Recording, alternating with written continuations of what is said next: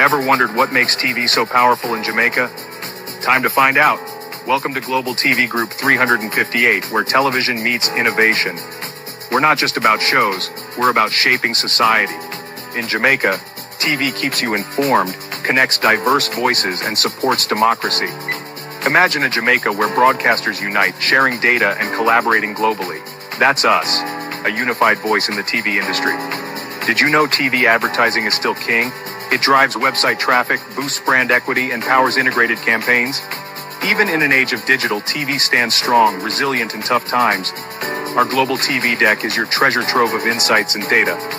With charts, graphs, and success stories, it's your guide to impactful TV advertising.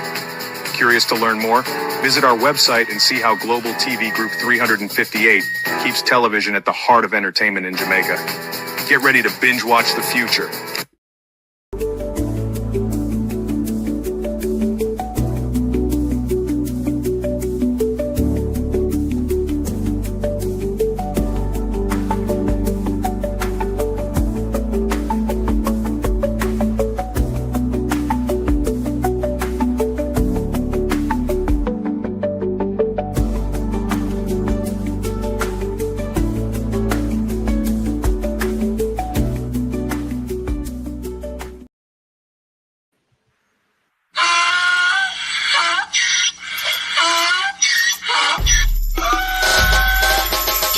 For me again, you can't for me again.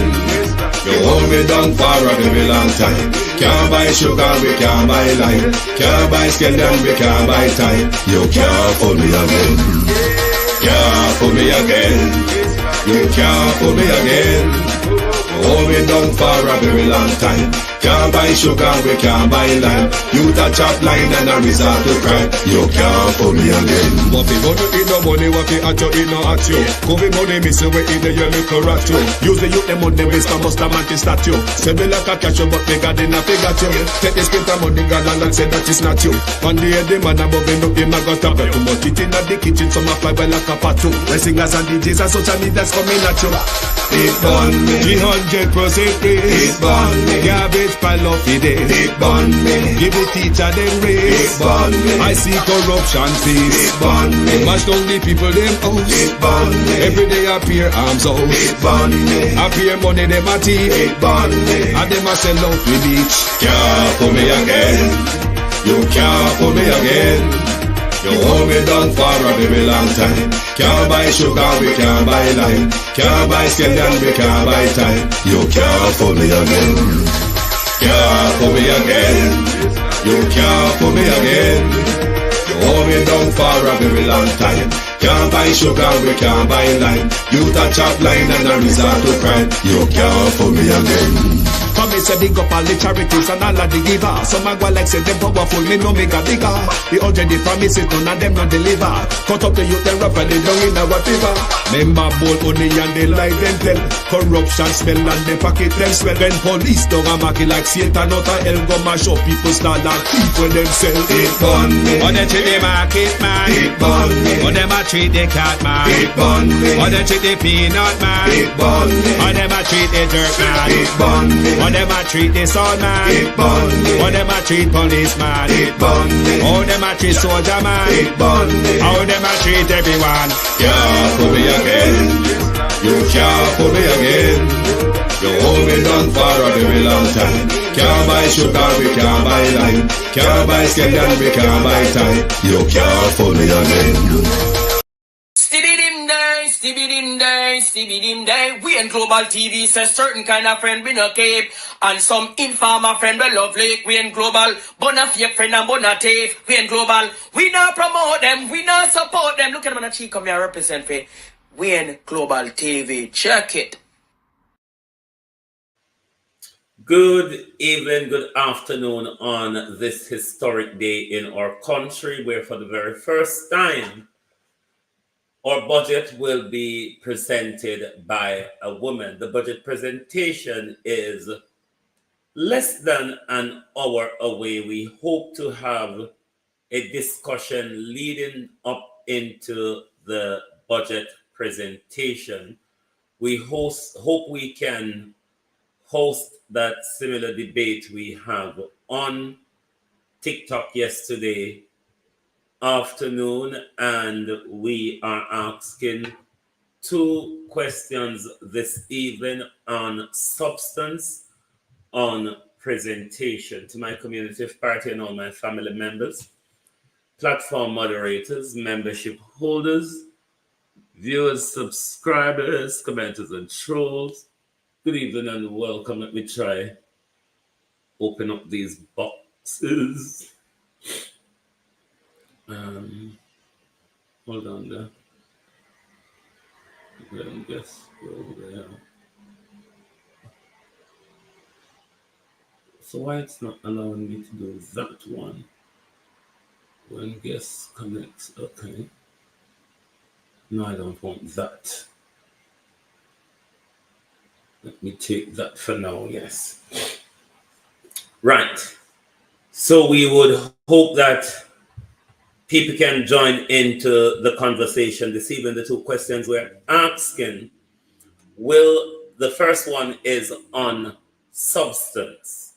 And the first question is, will the budget share the benefits of the good economy? Meaning, what do you hope to see in the budget that will uplift poor people or be beneficial to poor people and the working class? And the other simple question is on presentation. Do you think Faval will deliver? And that is to do with presentation, both in style and substance. So that is what we're hoping to discuss leading into the conversation, because they're less than an hour away before Parliament gets on the way. And because this is expected to be a historic event this evening, we no doubt will be sitting down to watch the budget presentation. So we hope if anyone have their view, they can say it in the next 40 minutes or so, because then we will alter ourselves to move straight into the Minister Faval Williams for what is to be quite a historic budget presentation this evening from a female Minister of Finance for the very first time in our country. Debbie Jarvis TV, good evening. Good evening and welcome. Thank you all for joining. Who else is there? Fitzroy Phillips, good evening. Carlos, Jamaican Carlos, good evening. Jeanette Beckford. Joan Andrea Joan Hamilton Wilson, good evening. Good evening. Chelsea Clinton, Gloria Morris, Sophia Hall. Good evening. Carl, I can share the live, please. Good evening, so we can build up until Favorable gets on the way. And as soon as budget is ready, we'll alter our TikTok screen so we can use the back camera. Debbie, good evening. 76. Is it Jake? Just King, good evening, and welcome. We are out here this evening awaiting the comments of the budget 2025-2026. Catherine, good evening. Doris, good evening. We hope that if anyone have an opinion on the 2 questions posed on substance and presentation, they can do so before the minister gets on the way in Parliament. And it's expected to be quite a sit down this evening, if it is anything that will mirror, Sharon Bernard, how are you? That will mirror Nigel Clark's budget presentations, then it ought to be quite a sit down this evening. Bear with me. To them game people, them not say, I don't understand game.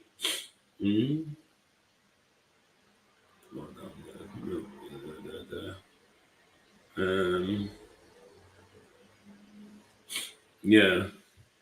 No, some of them game people I keep adding me. Them not say them something that out of my territory. Them there people will understand nonsense. If you play the game up on TikTok, you know, you have to can understand nonsense. I mean, not so equipped yet. You understand? So I mean, I understand how them something they go. I saw the minister exercising. Nigel can write it with her own. Wonderful. Colleen Richards, good evening and welcome.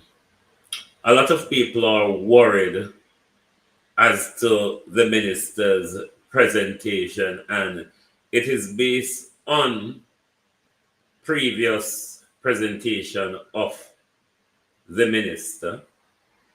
So we are hoping that this evening she might just get the drift to jump out of herself. Let me set up the screen for TikTok. Make sure I have it. So as soon as I'm ready, we can turn my back camera for TikTok. Where is that crooked PVCJ? Oops, hold on. Bear with me, my peeps. Because both JIS and TDCJ will be broadcasting this evening, but I tend to prefer watching things on PBCJ. Canadian Gal, good evening. How are you? Anyone wants to come into the box on TikTok to answer the two questions posed before we go into the minister's debate? Because once the minister gets on the way, we will go into utter silence to give the minister. I'm trying to find it on the, oh yeah. Put it on the screen so I'm ready for it on the TikTok page. So TikTok can watch the going downs as well. We're not going to keep our screen like this on TikTok during the debate. We'll open up the screen and turn on the back camera so you can have a view as well of the either the pending calamity to come or an outstanding performance from the minister, one we've never anticipated. Sorry, my nose are igging me. One we've never anticipated or one we've never seen. A type of presentation we've never seen from the minister before. So I'm not expecting a clear, concise presentation. I expect a whole lot of box shuffling. No, sir, judgment. When you say a box shuffling, woman and arming, I go on this evening, Debbie. Well, you might never know, you know. She may just decide that she's going to give us a grand old oopsie daisy and make we say, backside, a fool favor there, a fool with all. this long. But as Damian Crawford said, she left Faval to the budget. Let's say Jesus. Damian said, I left you to the budget. Let's see if who will handle one another this evening. If Faval will handle the budget, or the budget will handle Faval. But out of the two of them this evening, one out of the two will have to take control. We are only 43 minutes away from Parliament getting underway. So if you want to have your say on what you expect in the budget or what you expect from Faval, presentation wise, for that matter, you can jump up into either box, whether it be YouTube or TikTok, and make your views known, because we want it to be a conversational evening this evening, Lady Faval. Good evening. And a question will be asking later on tonight. Did Faval really cross it? How would you mark Faval people after her presentation this evening? Can you um say you have walked off with confidence, saying the minister has delivered in presentation and style? The minister has delivered in substance. Remember, in February of last year, during the Prime Minister's campaign, the Prime Minister told us that they have spent 6 years getting the economy right at the top. Campbell, good evening. Getting it right at the top. And it is why we were kind of ignored out of the process of all of what was going on. You know, the prosperity that was promised. But then the Prime Minister promised that because we have spent 6 years focusing on the macroeconomy, we have gotten it right, said the Prime Minister. We will start to trickle down the economy. We'll start to look after your roads, your water, your local community, the things that bothers you at the local level, said the Prime Minister. Do you think that in this budget, given that this is a budget before an election, a budget where the Prime Minister is asking for a third term, do you think this budget will make sure Jamaicans feel like we are finally getting something, and that prosperity from the good economic management has finally reached to us? Debbie Jarvis has joined us on YouTube. Debbie Jarvis, good evening and welcome to Global Good TV. evening, good evening, good evening, everyone. Welcome, globalists, to this wonderful chat session that you're anticipating. Like I said, I sure hope Miss Flavor will prove me wrong, but from her last little stint back in February, Mm-hmm. I am not very confident. And the last budget presentation that Nigel put in front of us before he left. He flew off to the IMF. I swear I do believe that Flavel was the one that did that. That's why he stood there and was hemming and hawing and getting stuck and trying to figure out a way to get out of what he read, because he knew it didn't make sense. And I think that was her practice, them putting her to practice doing the budget presentation or writing the budget and giving it to Ligel to present as her form of getting her feet wet. I'm not What if she expecting anything. what if she turn out worse in this one as is expected? Then we are like corks. We are like corks. We are screwed. You But know, do you think, Debbie, that the Prime Minister is going to make sure Jamaicans who have been ignored finally gets something tangible in this budget, as the Prime Minister spoke about? Or is it that it's going to be more promises, promises, promises, and promises?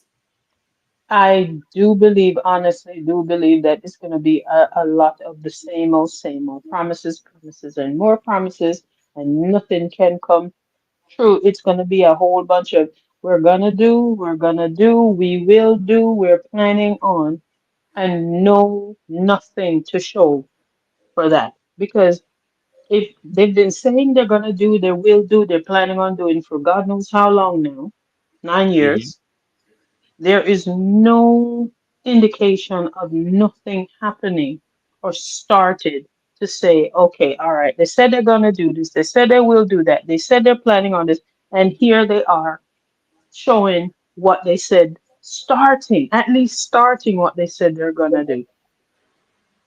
And there's nothing. There's They will come to absolutely nothing. they are going to come to us to tell us that spark have started. Where? Which part? So that is a part of what they're going to tell us, that we have been given out of the good economic management, because we have been given a recarpeting of our roadways. Recarpeting of the roads in Portland. Oh, okay. Well, I mean, he's No, there. recarpeting nationally, even though it won't scratch the surface, but it's a national recarpeting campaign, isn't it? Yeah. Well, I am not confident that this is going to be better than her previous semi-presentation. Look at the last time she was up there and she was talking, and the big hoof one, Madam Chairperson, had to literally bail her out This is not an of even though where she will be bailed out. It's Faval Evelyn to shine the presenting, yes, security. presenting and being the pinnacle, being the shining star, the big star on the big stage now. And honest to God, just from past experiences, I don't see it happening. Now, like I said, I hope she proves me wrong and knock it out the park, and everybody is included, most especially poor people. I hope that there is entities in there and insertions in there that includes everybody, especially the poor, and the destitute and the We indigent are people being of Jamaica. told, we are being told that a massive chunk of the public service money is to pay, I think, central government salary. There's a massive chunk going to central government salary, and Well, that makes up the 300% pay rise. But at the same time, we're having a massive pushback, and whatever you want to call it, on the public sector salary, where those in the services that make government work are not not actually getting anything. properly paid, but Right. those who sit way up there are being paid very handsomely. Do you think this budget will go anyway to make up for that? I seriously doubt it. I honestly seriously doubt it. And that big chunk of money that they're pouring into these politicians' pockets again. They're not doing anything for it. They are not doing a single If anyone thing. on TikTok want to join the conversation, you can request to come up in the box, please. Yeah, continue, Debs. They're not doing a single thing to earn that money that they're getting paid. Remember, Conjure came out a while when he was trying to justify the 300% raise. Oh, we need this money to pick the best and the brightest and bring them in. And we need this extra money to do the work and make sure we do the work properly and wonderfully and marvelously. And they've done nothing. Morris They Jenkins, have good evening. absolutely done nothing. Nothing. So, um, But I don't know why I'm thinking that this budget may possibly be full of a lot of stunt because of the imminency of a general election election. where the Hmm. prime minister is hell bent on a third term. So I think this budget will probably go on a wild giveaway, don't you think?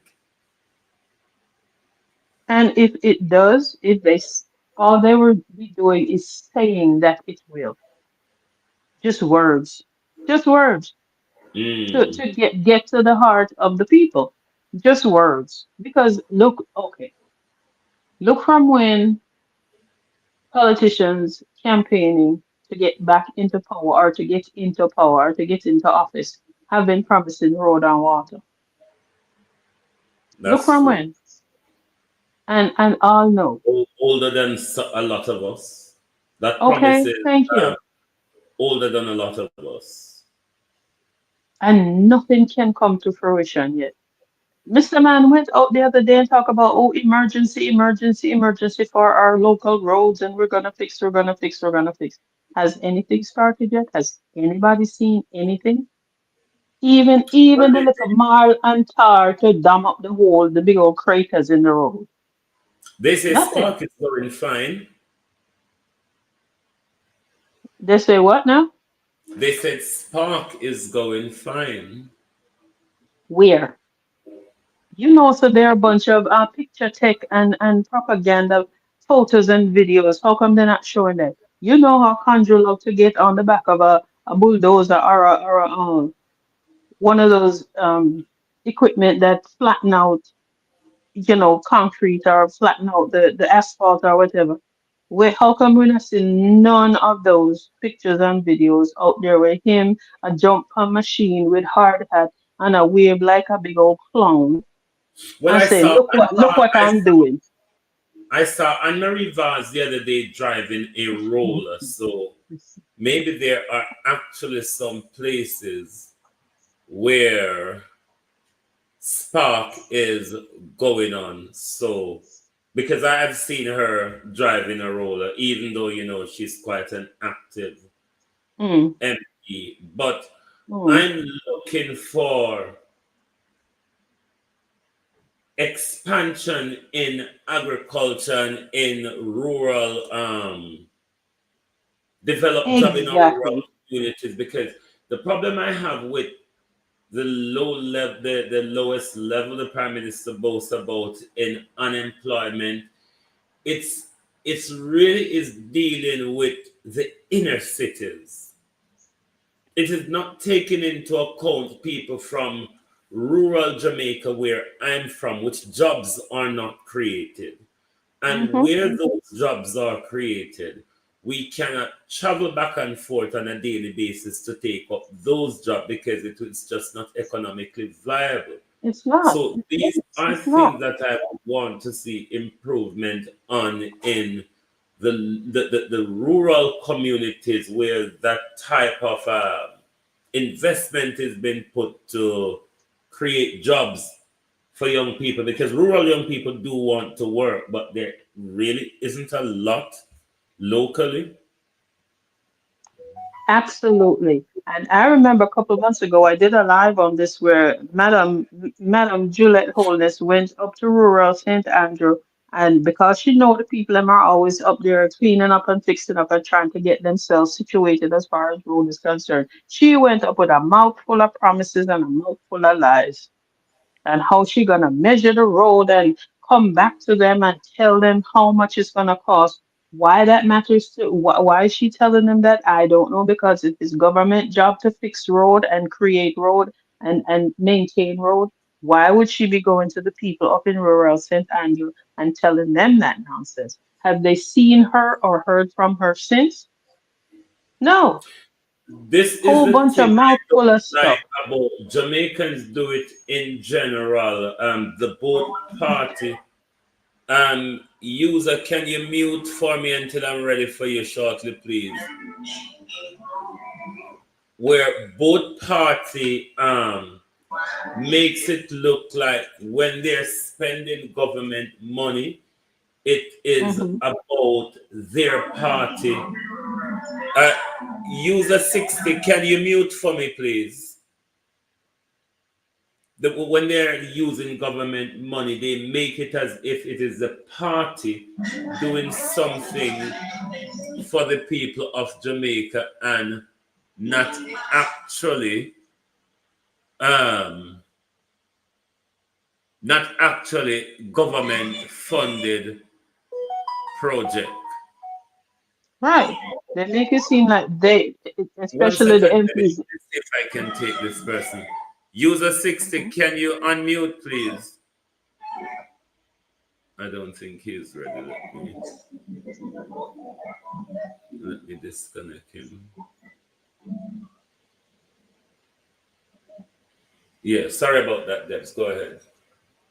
Yeah, they make it seem as if they're doing the people a favor of each community and the money is coming out of their personal accounts and their personal pockets.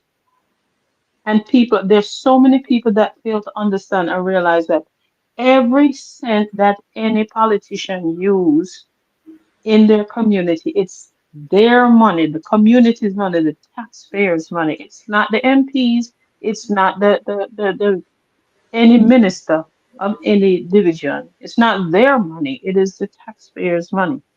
Exactly. And they're just the sponsors, not even sponsors, but the holder and the facilitator of the taxpayers' money.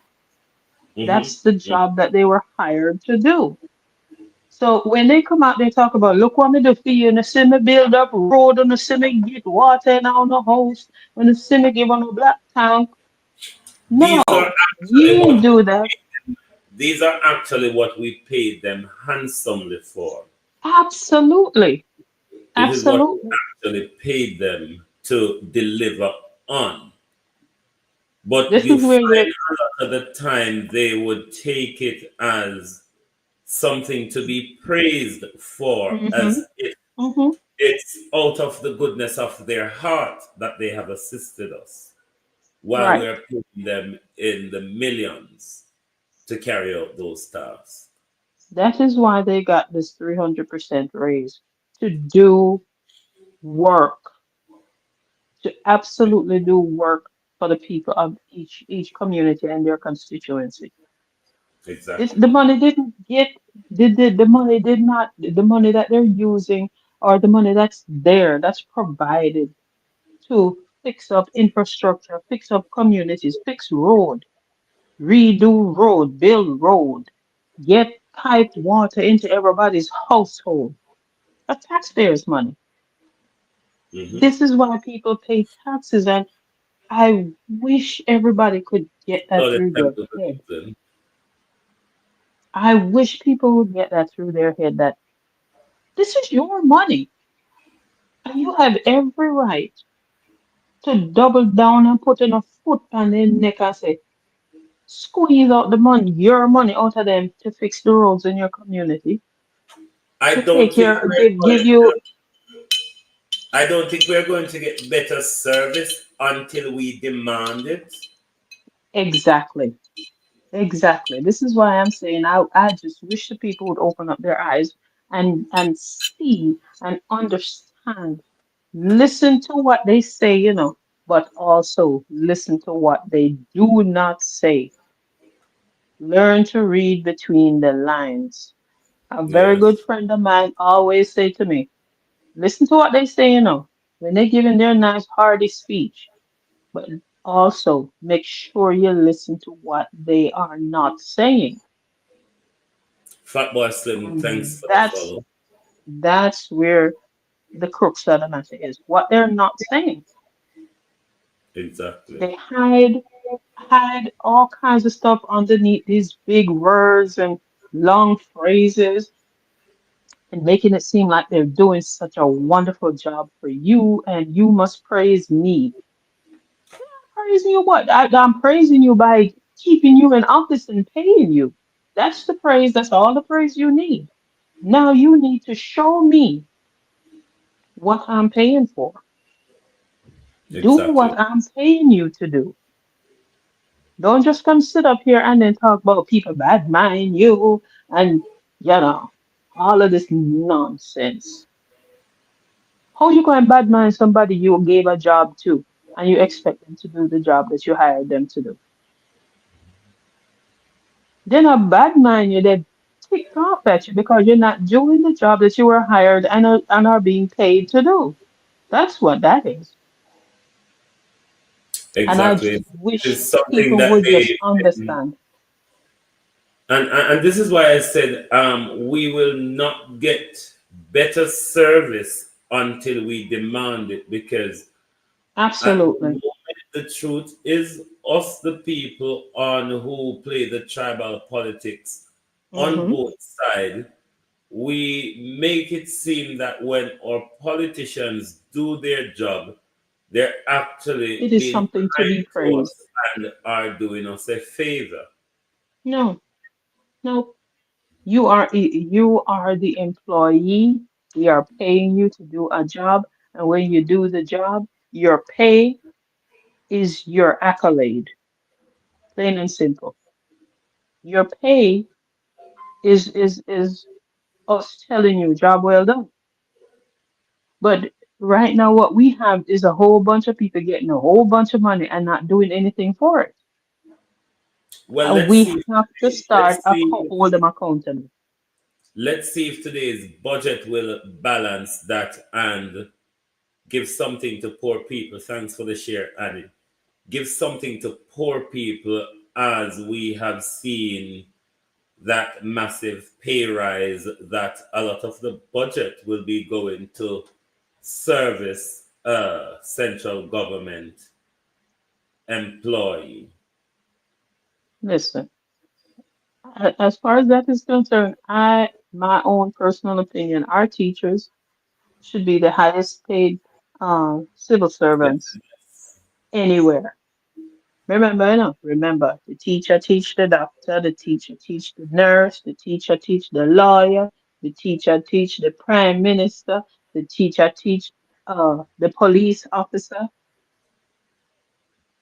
One second, So Debbie. If anyone on TikTok wants to have a say on the questions, whether you think this budget will share the good economy with us, share the benefits of the good economy, and if you think, for that matter, Faval will cross it, and that is in style, substance, and presentation.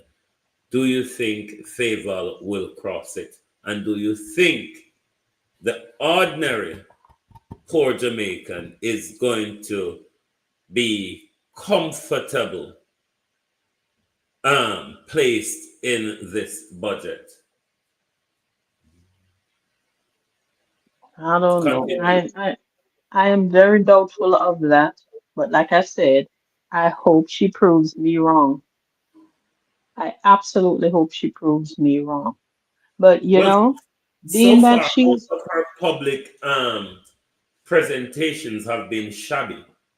hmm Certainly, her performance in the committee the other evening was dismal. it was, Dismal. but again, If she haven't sharpened up herself, it will be, if we are to judge her on that, it will be an utter car crash this evening. Because if the minister has not researched and she's going to come to the podium to tell us I've been made aware that I have just been told that it won't make for good presentation. My thing is, she is on the conjure's thumb, and he Then will what? put in Good there. evening and welcome. I can tell your mother is a labor rights. Continue, Debbie. Yeah, well, that one is flushed. I do believe because she is on the conjure thumb, he put in there what he wants her to read out to the people, what sound good to his big ears, and she not well versed in the area. She is just going to read what he put out But remember, because after he appointed her, and in that press briefing when he was speaking, he was asked of the appointment made if he think he appoints the right person, and his answer was he is not of the view that you have to choose people based on their qualification and experience. All they have to do is to be disciplish to his policy. right, I don't exactly. know in this case how good of a disciple the minister is. Well, this is why we have uh doctors, actual medical doctors, not in charge of the Ministry of Health. This is why we have uh, marketing people in charge of Ministry of Health. This is why we have regular Joe Schmo in charge of security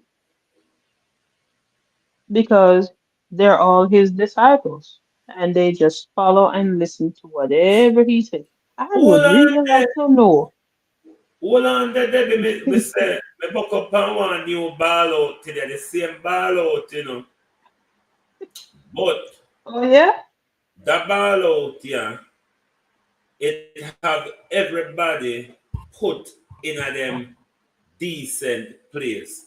1 second, I don't know what is Mm-hmm. happening to my computer. It just walk and sign me out of everything like me and him no agree. Hold on there.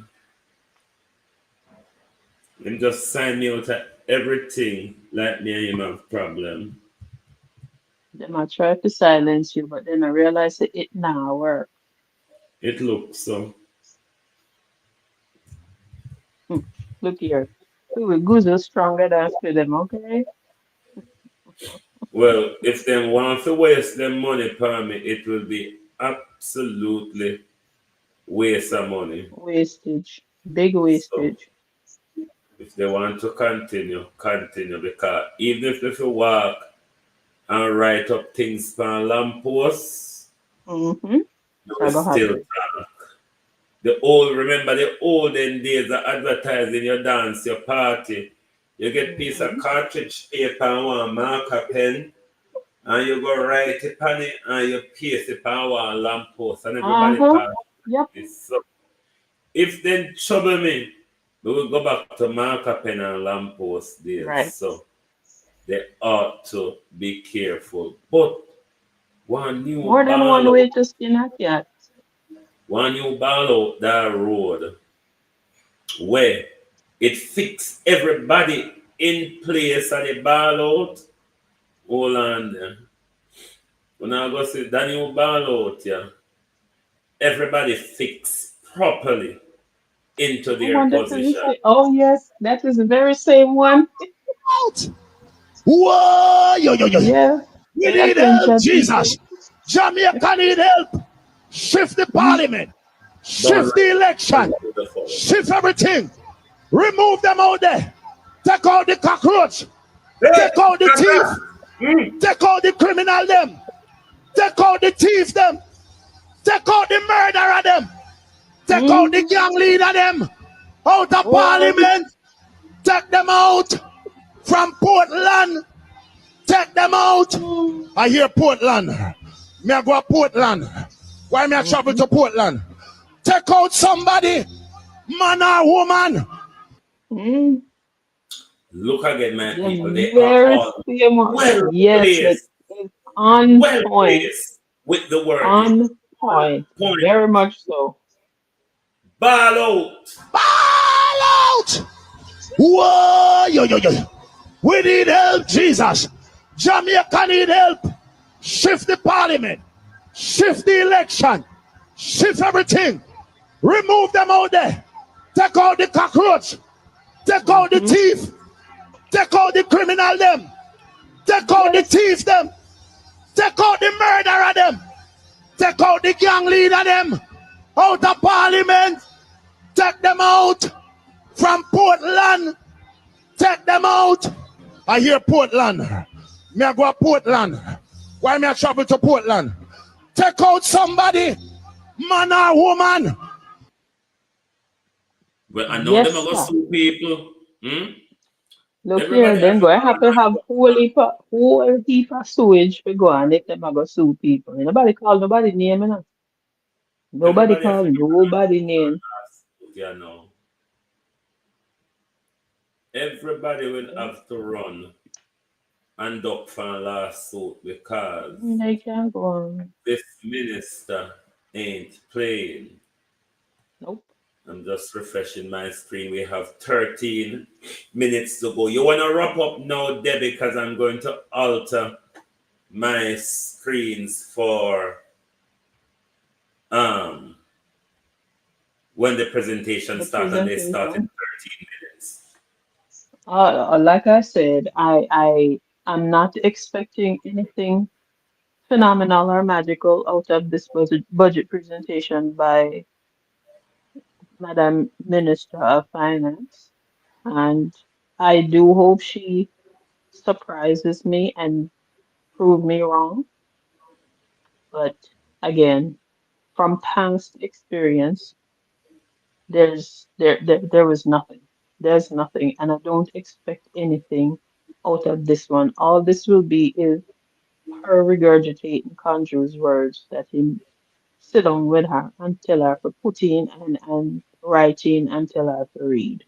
That's it. Mm-hmm. Mm-hmm. And my energy drink then is kind of half frozen and slushy now, so it make it easy to go down. Husband Well, knows say this Anvaz presentation going to be a snoozer. Anvaz had some energy drink as well, so it's going to be exciting. And I need to take on the Prime Minister in the last 5 minutes before, because he gave Hmm. a clarity to the social housing brouhaha, which still does not meet what we are requiring of the Prime Minister to provide.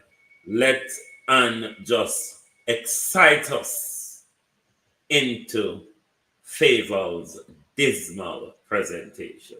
Watch me and me MP. Upgraded every dude I ever touched. Study want me back, he can't touch this. Baby, I already leveled up. You looking for love, and I'm looking for your love. Yes, that was the Hmm. competition of the stiffs. Hmm? The competition of the stiffs. And let us play the Prime Minister recent clarity, and let me respond to the Prime Minister on it, because it's still, Prime Minister, not quite clear to me.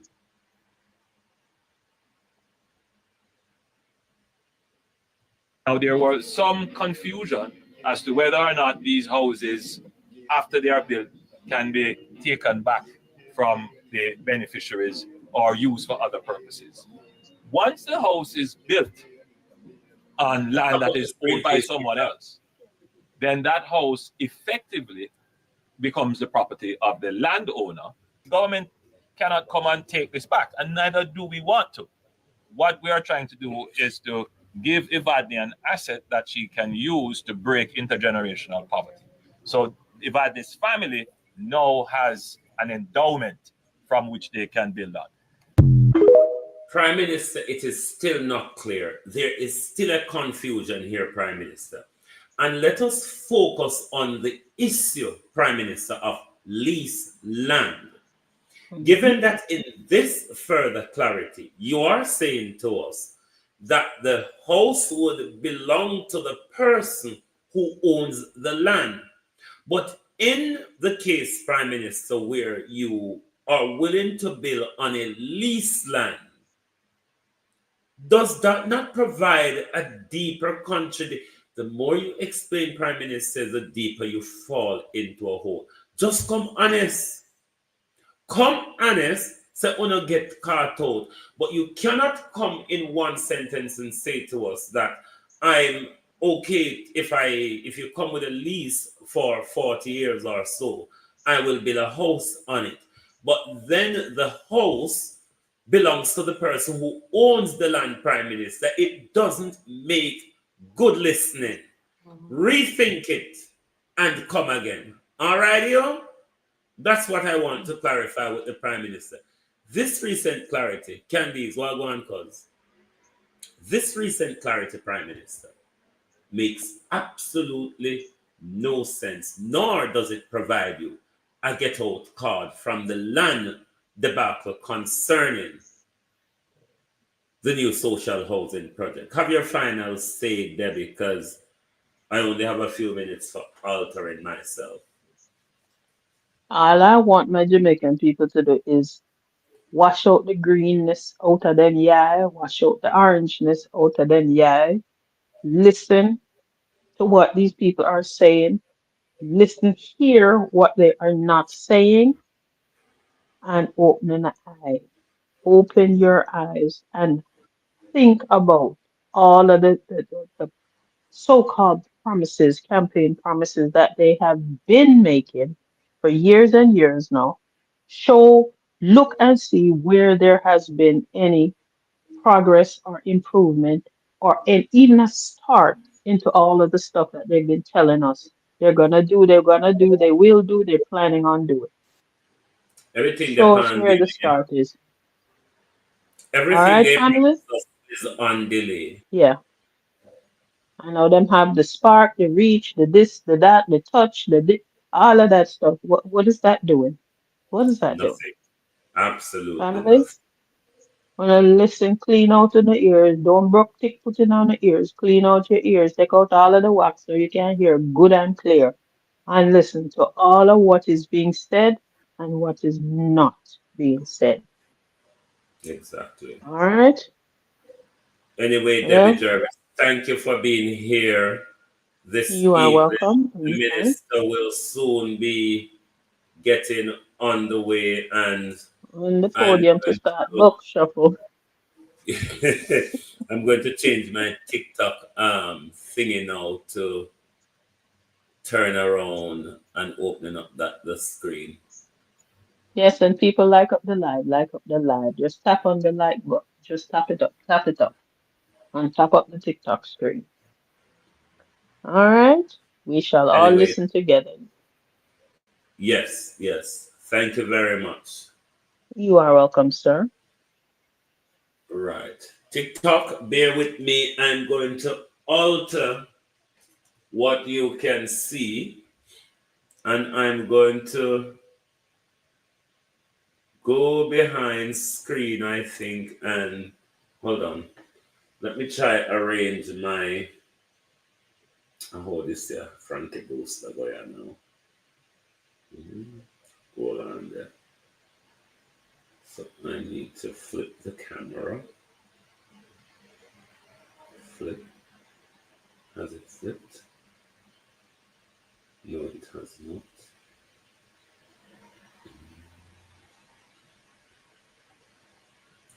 Okay. And then I need to. What's the other rounds here? What's this thing is called?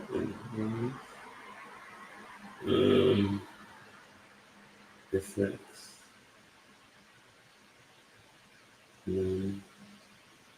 Okay. Nether! Hold on. TikTok, man. Get on the screen. Don't mind the camera. That's my camera for YouTube. So I want to make sure you all get a glimpse of it when it started. We have 4 minutes to go before the link goes live. Um, I will. I'm going to dim my light YouTube so it can be a better viewing for what's him call it. It will be a better viewing on the on the projector for TikTok. So I hope let me bring up my screen because that screen is going to be closed when Parliament starts.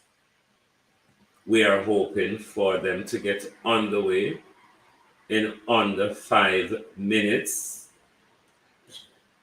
as we sit down this evening and prepare ourselves for this historic debate to come this evening as our first female prime minister will make her maiden budget presentation. We want to wish the minister well in her presentation this evening, despite the malarkey. At the end of the day, the minister is presenting our budget. That budget that will take our country forward for this financial year. So all in all, we want to wish the minister well. On the other hand, also, we hope that the minister can remember us this evening in her presentation. Yes, the forgotten lot of us who are still waiting to get something out of this prosperity that we are waiting for, one that was promised to us, one that we are earnestly waiting for. Keep tapping up the screen. Please TikTok and please share the screen and let everyone know that we will be watching the budget presentation together this evening on Global TV, on YouTube, on TikTok. When the link go live, it will become a little bit brighter. TikTok, it won't stay as dark as that. Let me make sure the projector is in its space. AC. Alrighty. Bear with us. We're just getting everything fixed and sorted. The projector look a little bit tilt, but no mind. Never mind the buzzcocks. Never mind them at all. TikTok, I hope your view is fine. Let me know if your view is fine, TikTok. When the link goes live, it will be a bit brighter than that. But the link is not open yet. We are waiting for the link to go live. It is 2 p.m. in Jamaica, 7 p.m. in London. And we are waiting for PBCJ to go live as this will carry the budget presentation of the Minister of Finance here this evening, where Global TV will be also covering the debate. We are standing by to see how it will all pan out this evening. So, if you're just joining us, we are standing by for 2025-2026 budget presentation from Jamaica's first female minister of finance. We are hoping that all we have been promised, the good prosperity and all of that, in this budget, at the eve of an election where the government is seeking a third term, for once and for all, we might just be given what we've been promised for about 9 years now. The good, the prosperity. Welcome, caution. The prosperity from the good economic management. We are waiting for PDCJ to go live. And as soon as Parliament is ready, of course, we'll keep silent and allow the proceedings, the historical proceedings, to carry on this evening.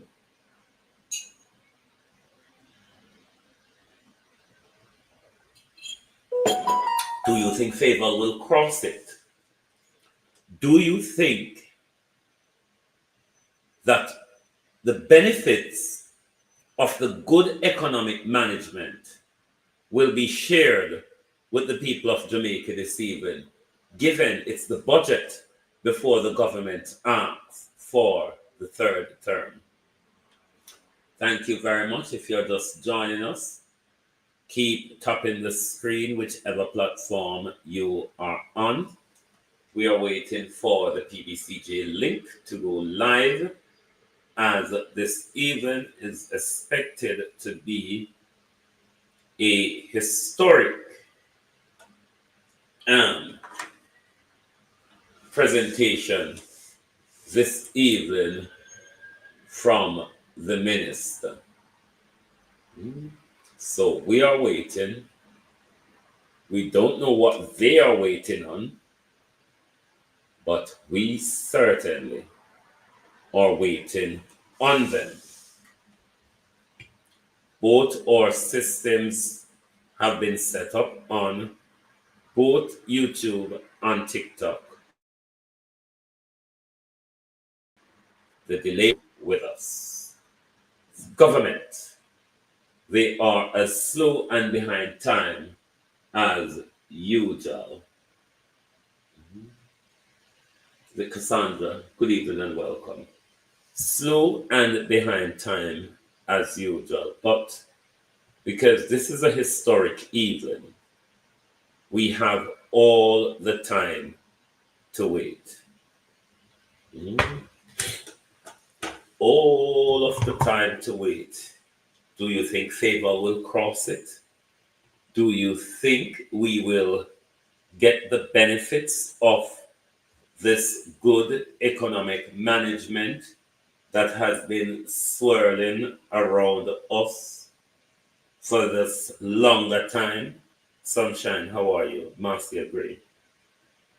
The good economic management has been making its rounds. Has it, though, gotten to us, the people, is the question.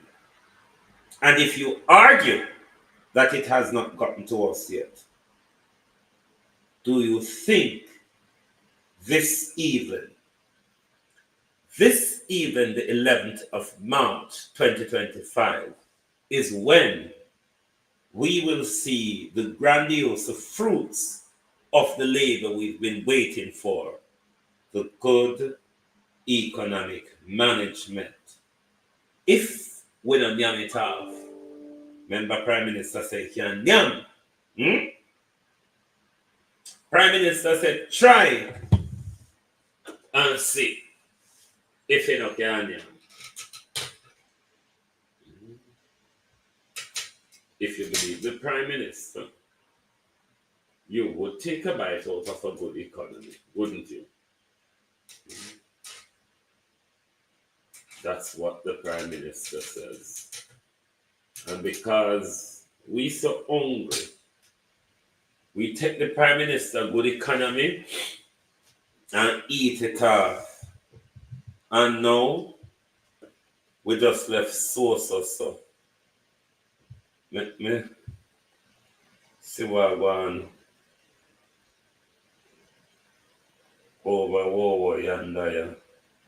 The one camera PBCJ.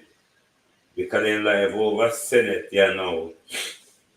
I don't know if the one put up camera they have broke down upon them. Let me check JIS if they have gone live yet. Bear with my people. Bear with. This is a shabby government.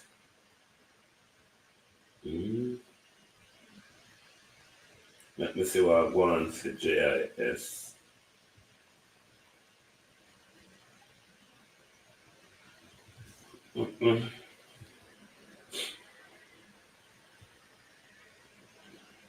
Yeah, JIS budget presentation, that link not open up yet either. So I think she'd only be the reader of the script. Actually, she's the reader of the script. It's all done by Alan Jean, that advisor to the Prime Minister who is who's leading the financial office, the finance ministry by stealth. Anyway, Faval dim as a dark night like myself, yeah. Me and Faval is help for the helpless Lord, isn't it? Just have to look for when we talk about a number. I have been told that. I have been made aware that. I have just been told, said the minister. So, I don't know if the one camera over PDCJ broke down, and then I feel wait till over Senate done to get the one total camera to come over House of Representatives. Because then extend it to 7:15, my peeps. All right, they have extended it to 7:15. So we are hoping that they will go live in the next few minutes, because them top up the time rather to the next 15 minutes. Valerie, good evening and welcome. Barbara Simpson, Carleen, said Thomas, Carleen Dormer, Novlet Blake, Miranda Ruddock, everyone, good evening. Good evening and welcome. Top up the screen, please. Top up the screen. And if you feel jiggy and you want to send us rose or donut, we really don't mind. We don't complain about those things. You see. Because we don't know why the minister and him friend them have where wait. Faval, we don't like the bad start, you know. We don't like the late start and we don't like the false start. Because this will all get you nervous. Make as soon as you come out here, book to befall you. We don't want no book to be failure to the minister. What we are hoping is that you will be that flying eagle over Parliament today. You just go on, son, do the things so. And I make we feel proud of our country, so. John Rock 8766. Do the things so, and make we proud of our country. I think, have they gone live now? Hold on. Did you know that UK drivers could reclaim on average £5,318 back if their car finance deals were missold to them? Open their screen. Portfolios and outline plans for the coming financial year. Now, the budget debate will run until Tuesday, March 25. And during this time, key members... Why are they...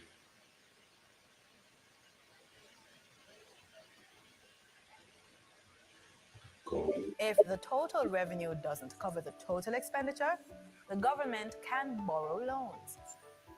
During the budget debate, ministers report on the work done in government departments under their portfolios and outline plans for the coming financial year. Now, the budget debate will run until Tuesday, March 25. And during this time, key members of both the government and the opposition will be making presentations. Opposition spokesman on finance, planning, and for public service, Julian Robinson, is scheduled to present on Thursday, March 13. Opposition leader Mark Golding will speak on Tuesday, March 18, while Prime Minister Dr. Andrew Holness will deliver his presentation on Thursday, March 20. Then Minister Williams will conclude the debate on Tuesday, March 25. It should be noted that the agenda can be adjusted, with items being added, removed, or replaced. If you are planning to attend a session at Gordon House, here are some rules to keep in mind. No visitor shall create any act of disorder within the precincts of the House. No visitor shall be admitted to the House without first obtaining an admission card from the office of the clerk. Visitors who remain within the precincts of the House during the suspension of the session are asked to keep silent. No photography, videography, or sketching of the proceedings is allowed, unless so authorized by the presiding officer. And there should be no smoking inside the parliamentary building. It's almost time to go to the main event. But before that, let's get the answer to the trivia question. We asked, true or false? The government of Jamaica revenues are earned from 5 main sources. It's true. The government of Jamaica's revenues are earned from 5 sources, including taxation on goods and services, non-tax revenue when citizens use services offered by the government, capital revenue from assets and services, loan receipts, grants from local and international partners. Now over to the proceedings. Oh, what have I done?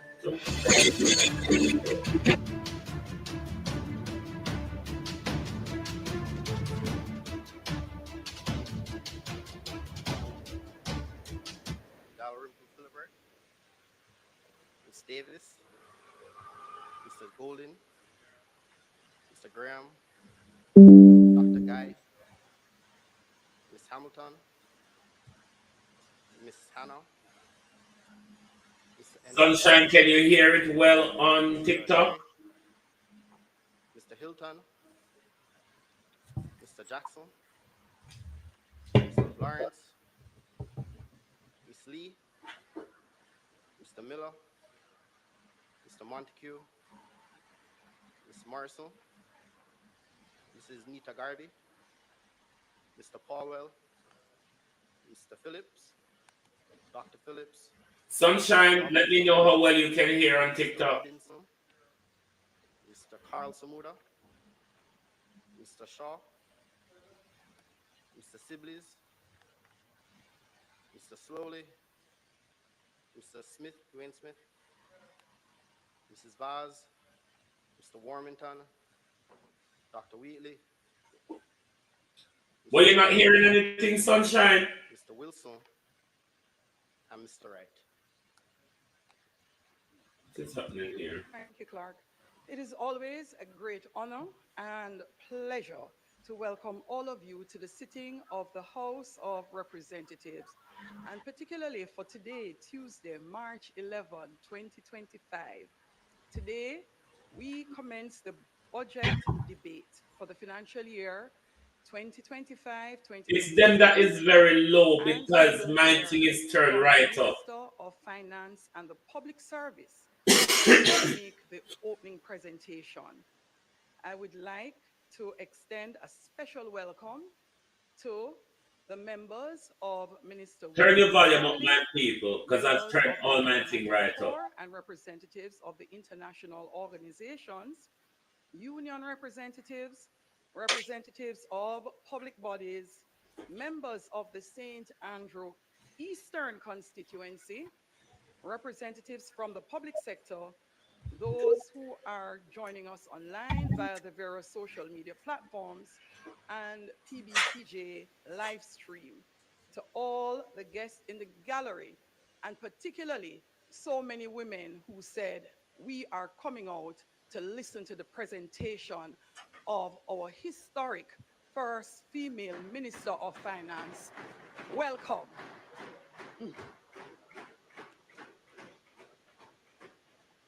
House Leader. Madam Speaker, I'd like to join you in welcoming members to this historic sitting of the House, as you have correctly stated earlier, that at this sitting history will be made when the first ever female Minister of Finance will make a presentation to this House.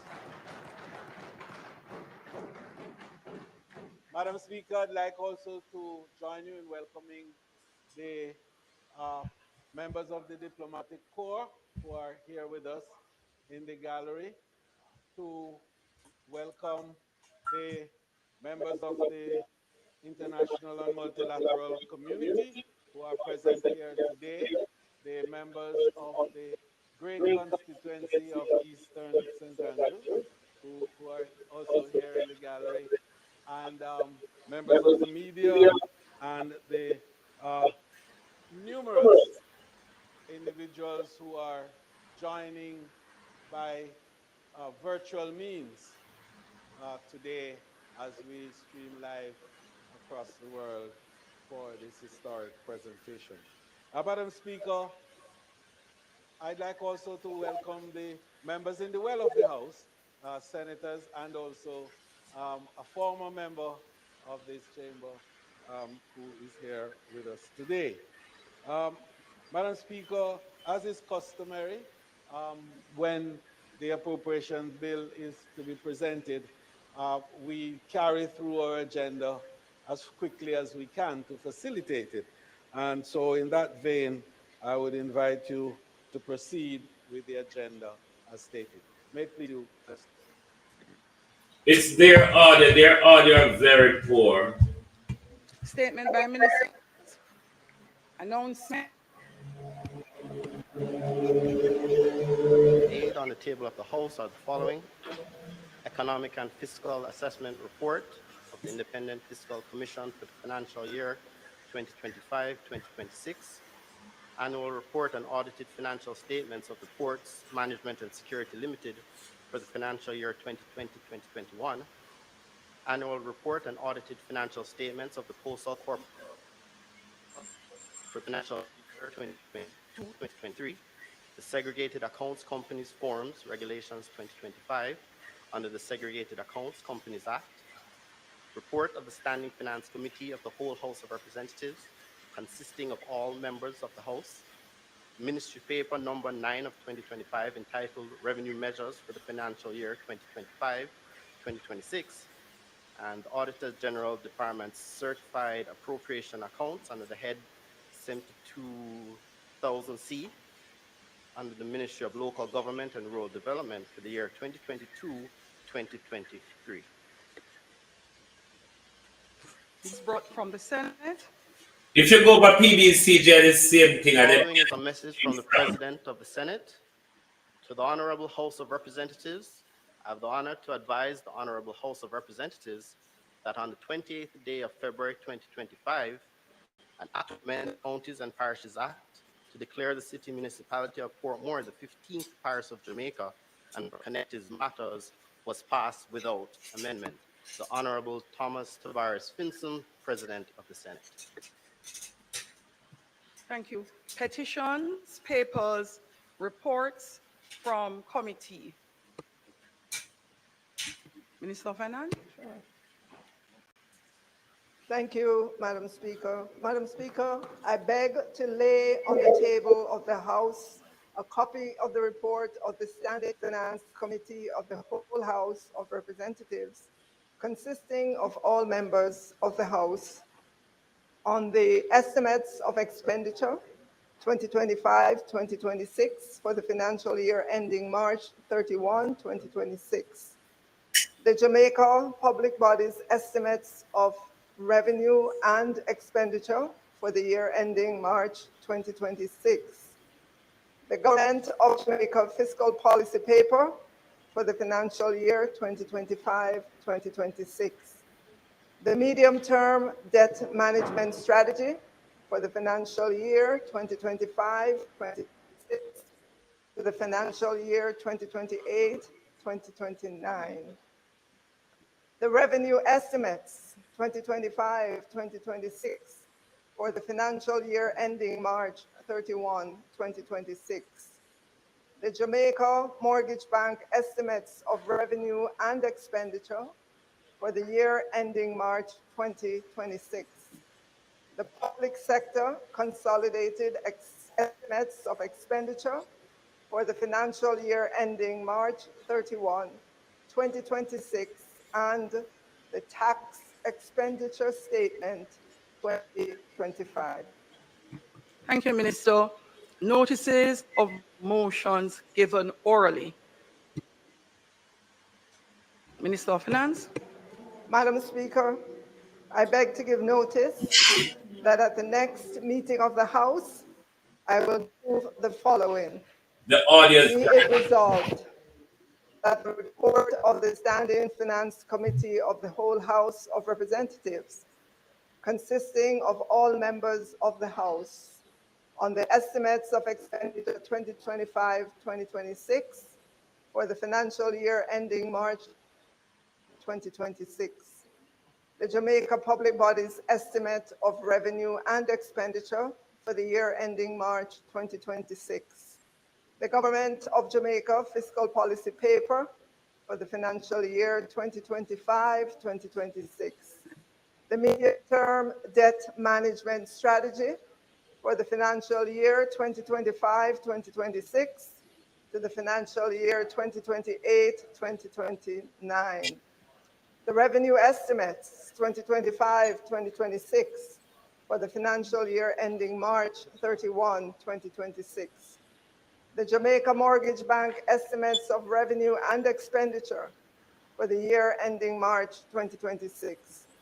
The public sector consolidated estimates of expenditure for the financial year ending March 31, 2026, and the tax expenditure statement 2025, which was laid on the table of the House on the 11th day of March 2025, be approved. Madam Speaker, I further beg to give notice that at a later stage today, I will move for the suspension of the standing orders to enable me to take this motion. Madam Speaker, I also beg to give notice that at the next meeting of the House, I will move to introduce and have read a first time a bill entitled An Act to apply a sum out of the consolidated fund to service of the year ending on the 31st day of March 2026 and to appropriate the sums granted in this session of Parliament.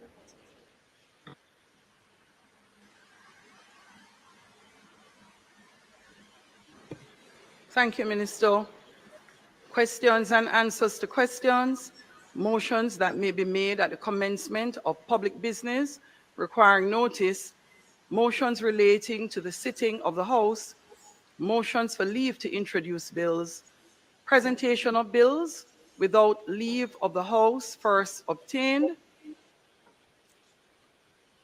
Public business. House Leader. Speaker, in keeping with the order paper, I would recommend that you invite the Minister of Finance to now take the motion in her name as stated with regards to the report of the Standing Finance Committee. Minister, give me a moment, please. Members in the gallery, those who are visiting the Parliament today, just a small housekeeping reminder. You are not permitted to clap during the sitting of Parliament at all. No disturbances at all. And for those members who are seated here in chamber, just a reminder, Standing Order 34, you may refer to it as it relates to interruptions, and particularly our custom in respect of our budget debate. The member on their feet will be heard uninterrupted. Uninterrupted. Please refer again to Standing Order 34. Let us now make welcome Minister of Finance and the Public Service.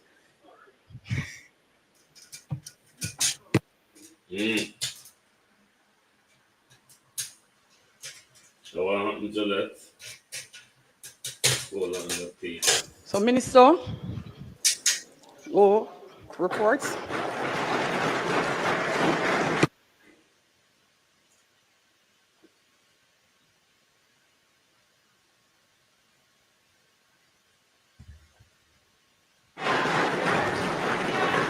You can pause.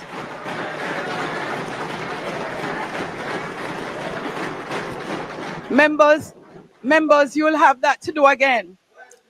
Members, you'll have that to do again. Minister, proceed.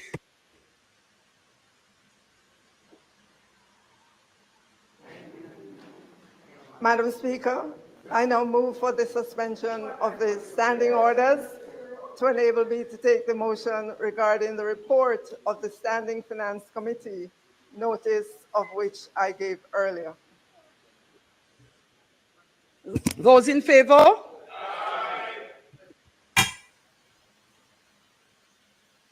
The question is, the minister has moved for notices in respect of motion in respect of the Standing Finance Committee, which she gave earlier, be made. Those in favor? Aye. Those against? The ayes have it. Minister. Madam Speaker, as we all know, the subject of the budget debate is the appropriation bill. But before the debate commences, the report of the Standing Finance Committee tabled today must be adopted. Therefore, Madam Speaker, I now move that the motion for the adoption of the report of the Standing Finance Committee, notice of which I gave earlier, be approved. The question is that the motion for the adoption of the report of the Standing Finance Committee be approved. Those in favor? Aye. Those against? The ayes have it. House Leader. Madam Speaker, this Honorable House would have taken note that on the 11th day of February 2025, the Minister of Finance and the Public Service gave notice of that at the next meeting of the House, she would move to introduce and have read a first time a bill shortly entitled the Jamaica Teaching Council Act 2025. Madam Speaker, I now seek leave of the House to withdraw the bill. Is it the wish of the House that the bill be withdrawn? Those in favor? Those against? The ayes have it. Madam Speaker, I now beg to move for the recommittal of agenda item presentations of bills without leave of the House first obtained to allow for the tabling of the appropriations bill. The question is for the recommittal of the agenda item. Presentation of bills without leave of the House first obtained. Those in favor? Those against? The ayes have it. At presentation of bills without leave of the House first obtained, Minister of Finance and the Public Service. Madam Speaker, I move to introduce and have read a first time a bill shortly entitled the Appropriation Act 2025. The question is that the bill be read a first time. Those in favor? Those against? The ayes have it. Clerk. A bill shortly entitled the Appropriations Act 2025 read a first time. Minister of Finance. Madam Speaker, I beg to give notice of second reading of the bill. I further beg to give notice that at a later stage today, I will move for the suspension of the standing orders to enable me to take second reading of the bill and to commence the budget debate. Thank you. Public business. House Leader. Madam Speaker, the historic moment has arrived.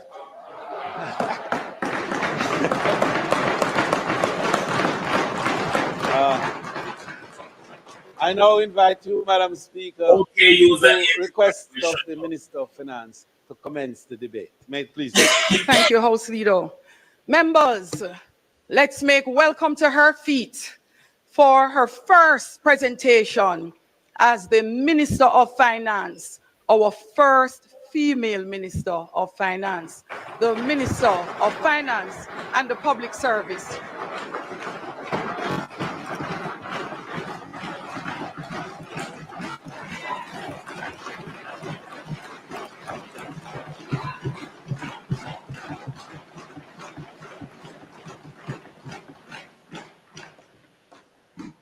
Madam Speaker, permission to speak from a seat other than my own. Permission granted, Minister.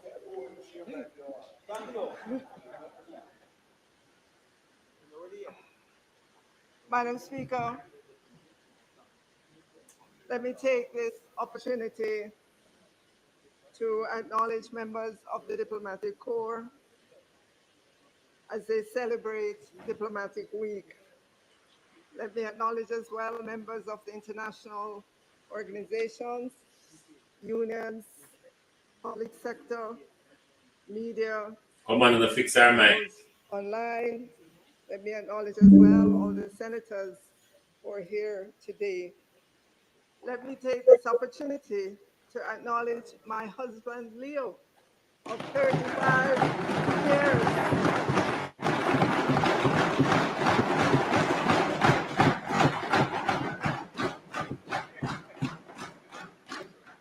And our two daughters and family members who are watching online from the United States.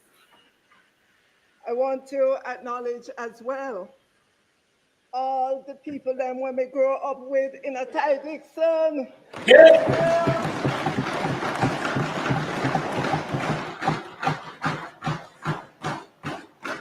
The very rural, subsistent farming community in which I was born and where I went to Miss Ivy Long's basic school and the government's Ty Dixon primary school.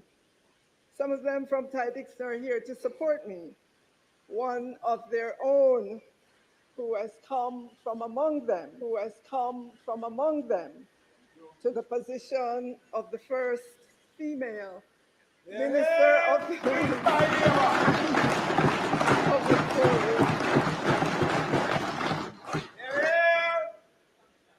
Madam Speaker, my greatest sense of gratitude is to the Ty Dixon Seventh-day Baptist Church, at which my father served as a deacon for many years.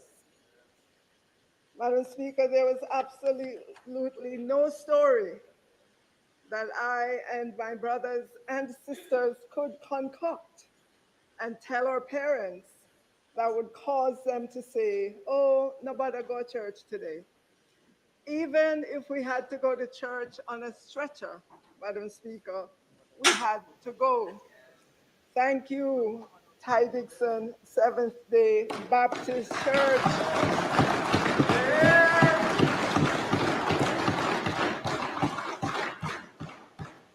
For instilling lessons that continue to shape my character and guide my footsteps.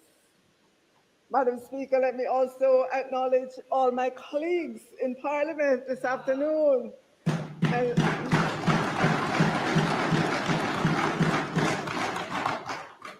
And let me again say thank you to the Prime Minister for his faith and confidence in me in appointing me to this position. This Prime Minister, Madam Speaker, is a Prime Minister who has appointed women to occupy many high positions in government.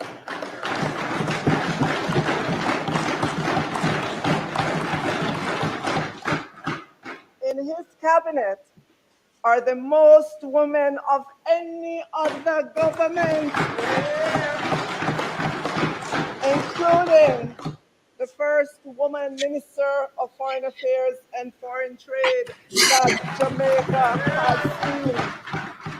The Prime Minister has also appointed the first female cabinet secretary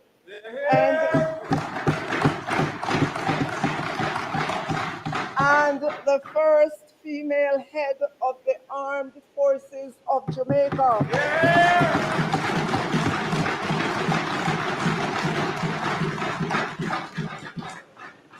One of only 2 women to hold that position globally.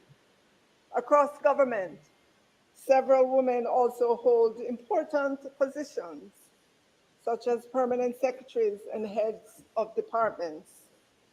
And so I say, Madam Speaker, what a Prime Minister.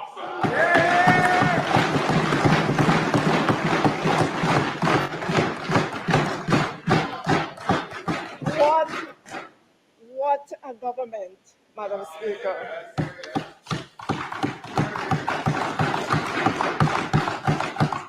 Madam Speaker, I'm very aware that I stand on the shoulders of all the women before me who have occupied high offices in government. Today, I am grateful for the opportunity to be a voice for our women and girls. To my women colleagues in Parliament, I appreciate your support every step of the way. I could not end my gratitude without saying thank you to all those in St. Andrew Eastern who allowed me this opportunity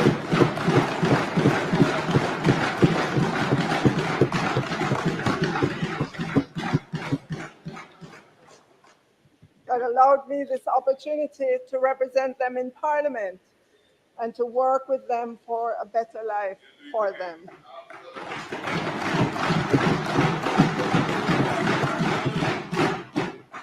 To my 2 devoted CPOs who traverse the constituency with me at hours when dog afraid, I say thank you.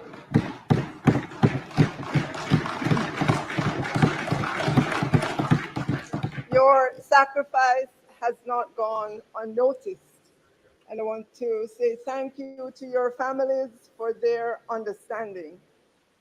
Madam Speaker, let me acknowledge students who are here this afternoon from Ferncourt High School, the high school I attended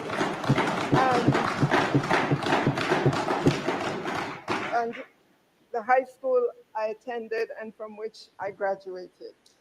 I also want to acknowledge all the students who are here from Papine High School in the constituency of St. Andrew, Eastern. But I must single out the financial secretary and the entire team from the Ministry of Finance and the Public Service, who put in yeoman's hours to do all that needs to be done at the Ministry of Finance and the Public Service. My job is easier because of their collective efforts.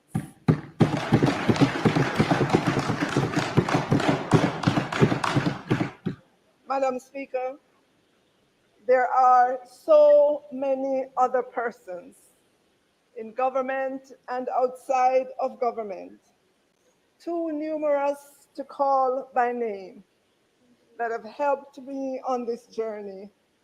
And to all of you, my heartfelt thank you. To all I say, I appreciate all your contributions, especially your words of encouragement. Madam Speaker, this budget for fiscal year 2025-26 reflects the suggestions, the thoughts, and the ideas of many Jamaicans. Thank you for all your WhatsApps, your emails, and your phone calls. I say to all Jamaicans, we are a government that listens. We are a government that cares. Madam Speaker, today marks the 10th budget presentation for this Prime Minister Andrew Holness administration. The significance of this budget is that it is a budget that is happening in an election year, but it is also a budget that comes after many years of discipline in managing the country's financial affairs. Some of this fiscal discipline initially came with the IMF US $615 million Extended Fund Facility, EFF program, that the government of 2012 to 2016 negotiated with the IMF. Madam Speaker, those early years of learning fiscal discipline by a government known as Run With It government were, in my mind, the equivalent of the then government riding a child's bicycle with training wheels. Madam Speaker, I swear I did not choose the orange t-shirt that the child in the picture is wearing.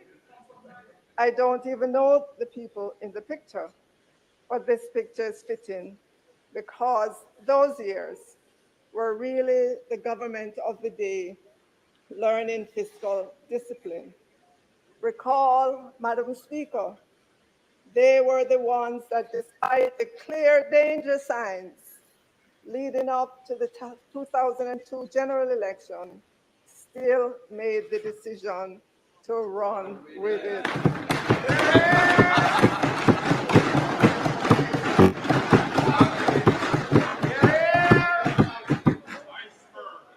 So this is fitting. This picture is fitting. Those early years of learning fiscal discipline, Madam Speaker, were the equivalent of the government of the day riding a child's bicycle with training wheels. We have come a long way since then, Madam Speaker. Since the start of this Prime Minister Andrew Holness-led administration, I'm pleased to say we have been riding a bicycle, but it's a big people bicycle. And we are balanced.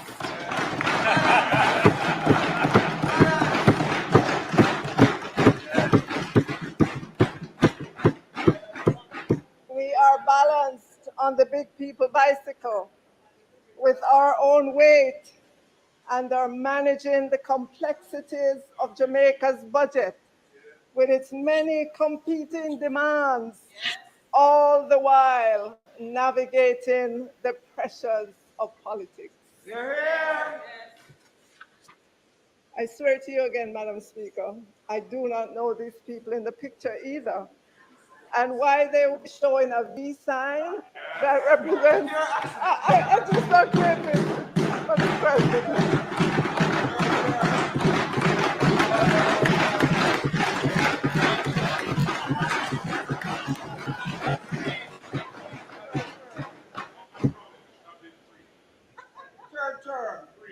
Madam Speaker, we on this side, I know no run with the government.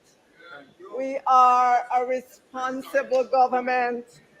We are safeguarding the hard-won gains of the people of Jamaica so that their children and grandchildren can live a better life in Jamaica.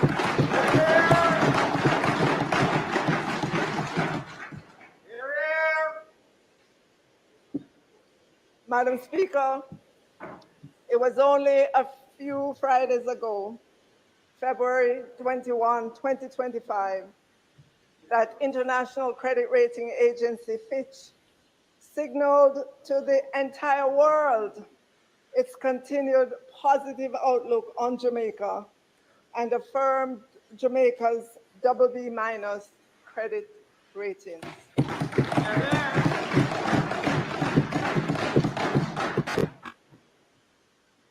Credit rating Fitch said its positive outlook reflects the fact that Jamaica has stronger governance than the peer median, meaning, Madam Speaker, Jamaica is above its peer group in governance.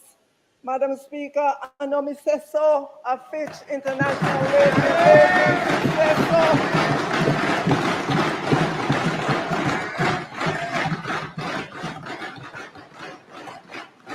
Jamaica is above its peer group in governance.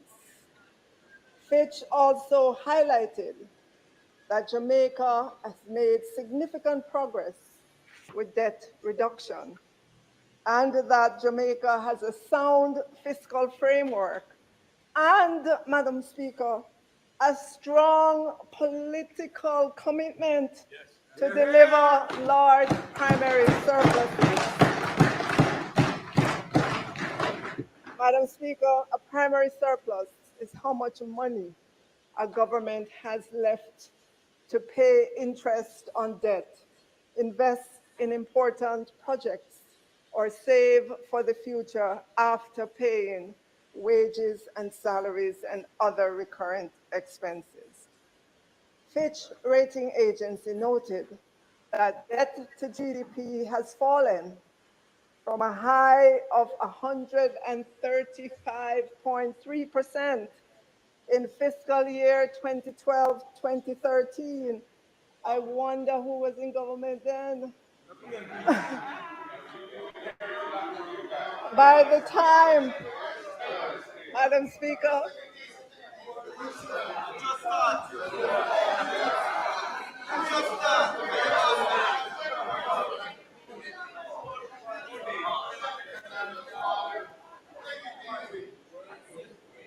Madam Speaker, by the time we close, Madam Speaker, by the time we close this fiscal year, 2024-25, on March 31, 2025, we will be at 68.7%.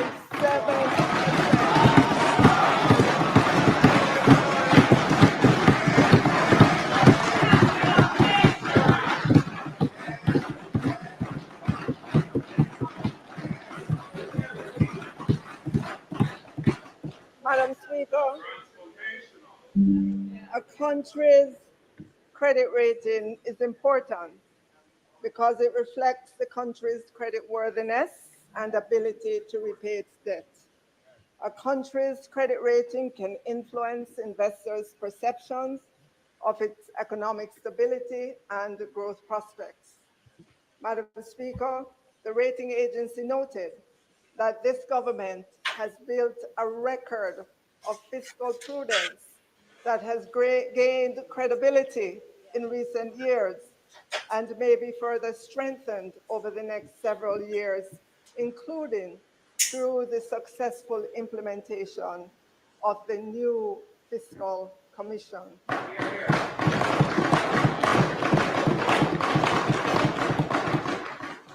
Madam Speaker, the Independent Fiscal Commission came into existence this year on January 1, 2025, and it has since assessed our budget and issued its opinion. If you recall, Madam Speaker, that role of assessing our budget was performed by our Auditor General for many years. The Independent Fiscal Commission, in its first report, has said that Jamaica's fiscal position and policy is sustainable. The legislated debt to GDP target of 60% or less by fiscal year 2027-28 is expected. Overall, operations are reasonable and achievable. The fiscal commissioner did highlight. It's their audio, my peeps, not me. Budget process, they are not new. The heavy reliance on tax revenues in the last 2 weeks in March, the last month of the fiscal year.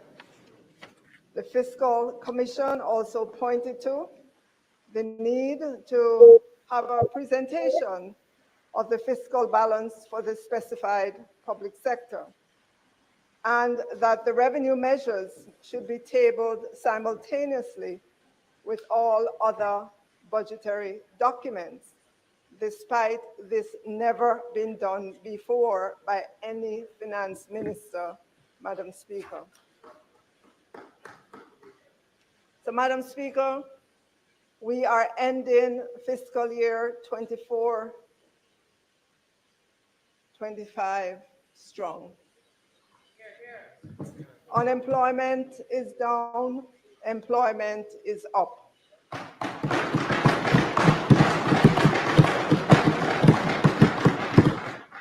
At the end of October 2024, Staten reported that unemployment stood at its lowest on record, which was 3.5%, with male unemployment at 2.6% and the female unemployment at 4.5%. Madam Speaker, I want us to pause and think about this. This is a significant achievement that we should not let anyone diminish. No boy, no girl, no one.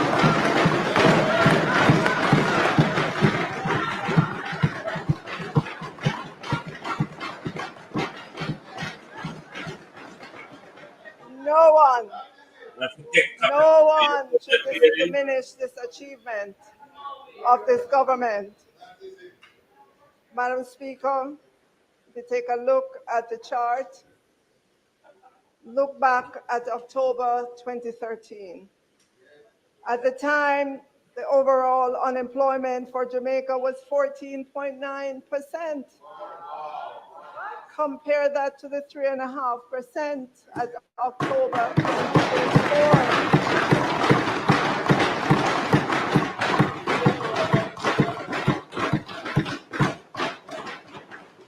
Female unemployment, Madam Speaker, at October 2013 was 20%,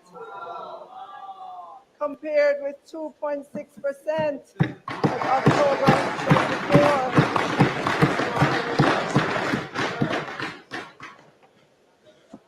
Male unemployment, 11.2%, compared with 14.5%. And look at the employed labor force, 1,108,925 then versus 1,468,200. Madam Speaker, I will admit that statin did change its definition of the labor force recently. But even if you adjust the October 2013 figures to take that into consideration, there would still be a vast difference between the figures in October 2013 and the figures of October 2024. More persons working in 2024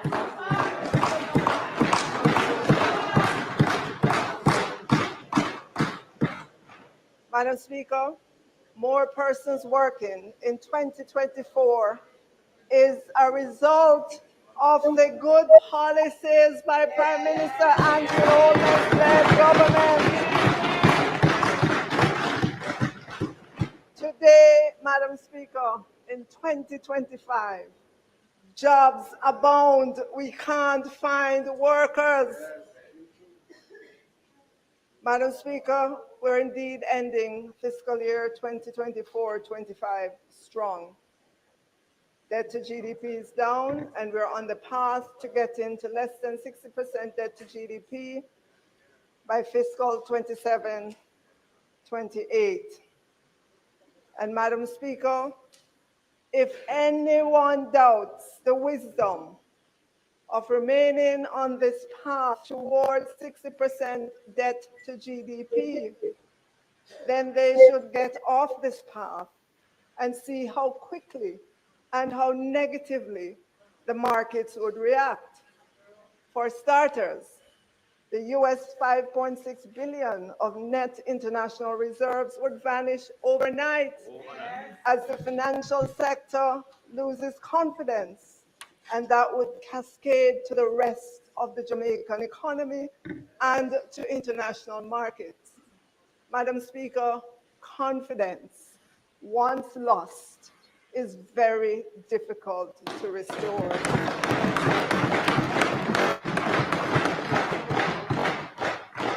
So, Madam, I say again, we are ending fiscal year 2024-25 strong. The net international reserves, NIR, is strong at $5.6 billion at December 31, 2024. And there's a chart from the Bank of Jamaica's database that shows how our net international reserves have grown since 1992. You know, Madam Speaker, there are some persons who have been trying to rile up Jamaicans to be loud about getting some of the net international reserves to be spent now to take care of short-term wants. Madam Speaker, that is downright irresponsible.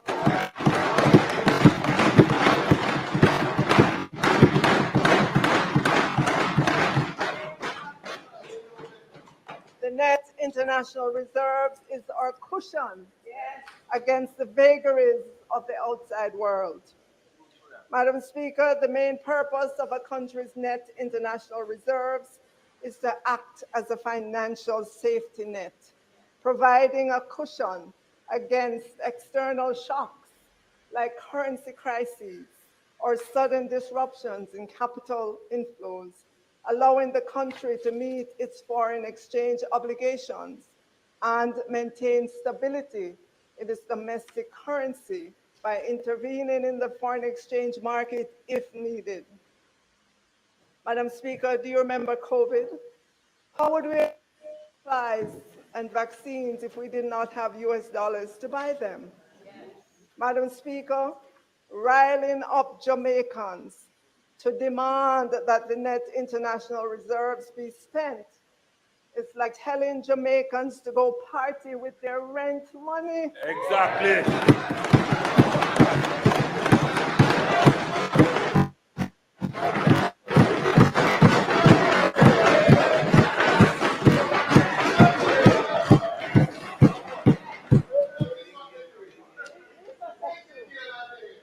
Madam Speaker, Madam Speaker, When the music is done at the party, what you gonna do?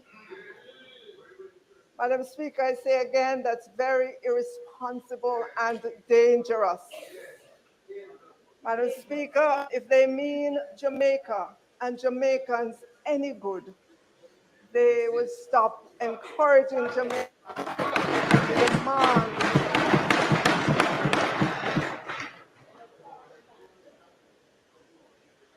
Madam Speaker, we're ending fiscal year 2024-25 strong.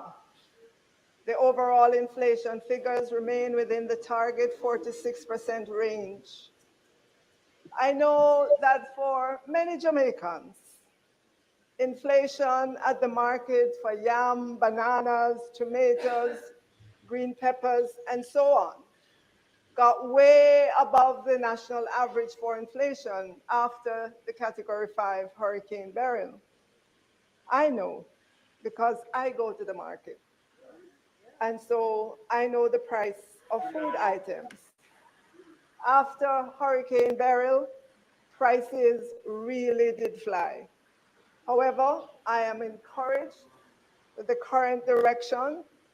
The last time I heard Minister Green talk, he said prices on agricultural items moderate, which was to say prices come down on the things them in the market and in the market. Madam Speaker, I included the chart on the screen in my presentation to show our young people what the experience with inflation in Jamaica was from 1963, right after independence, to 1999, a 36-year period. As you will see, Madam Speaker, inflation was well contained in the 0 to 10% band from independence to 1972. Madam Speaker, elections matter.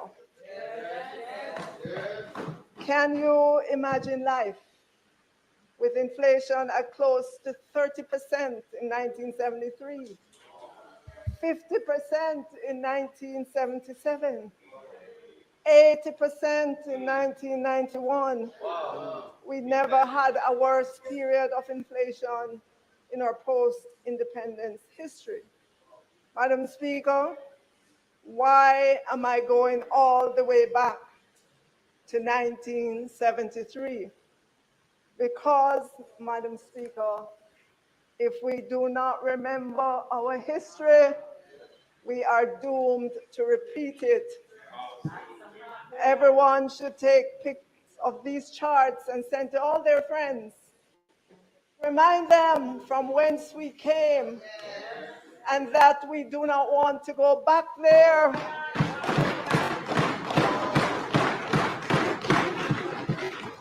And certainly not with the people who were responsible for the 30% inflation in 1973, the 50% in 1977, and the 80% in 1991.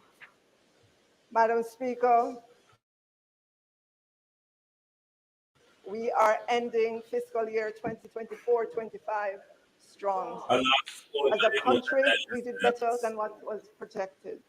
Crime is down, roads are being fixed, people got their reverse income tax credit, inflation is contained, persons and businesses are getting relief with the Special Arrears Settlement Program, an initiative that relieves the taxpayers of the penalties, interests, and surcharges that have accrued on an outstanding principal balance. We expanded the limit of the capitalization of companies on the junior market, reduced the income tax for companies that generate more than a specified amount of energy from renewable energy, clarified the tax rate for trusts and corporate services, and increased the allowance offered to the pensioners and persons over the ages of 55 and 65 years old. We also streamlined the Procurement Act to make it more efficient in its execution. Madam Speaker, What a government.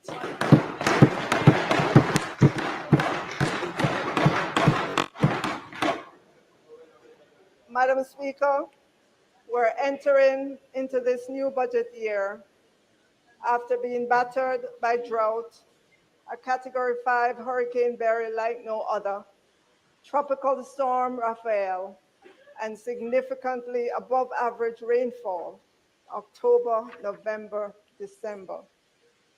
The PIOJ puts the devastation of Hurricane Beryl at 1.9% of GDP for 2023, or $56.7 billion.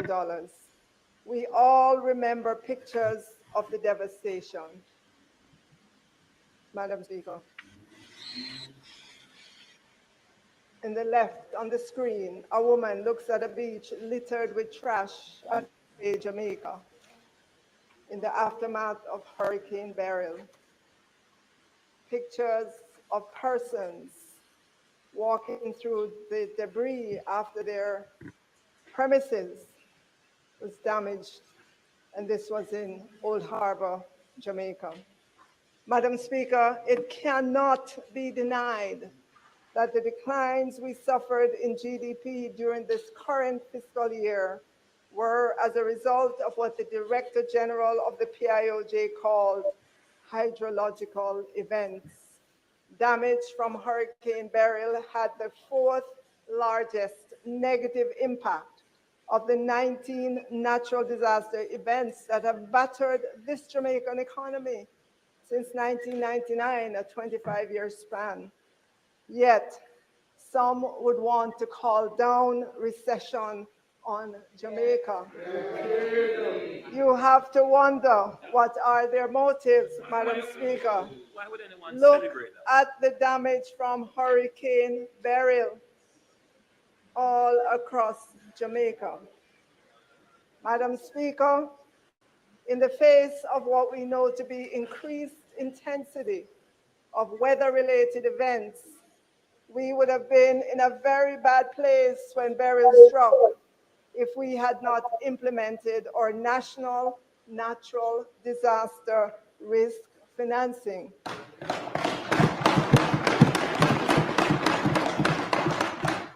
With the many layers of shock absorbers for the economy. Madam Speaker, had this government not had the foresight to ensure that we had this multi-layered risk-absorbing facility in place, we would not have been able to do the emergency repairs to public infrastructure, clean up and relief effort activities, as well as social expenditure to assist the indigent and other vulnerable populations. Our schools will still be in a very bad shape. A large percentage of the students would not have been able to attend school up to now because their school building would not have been fixed yet.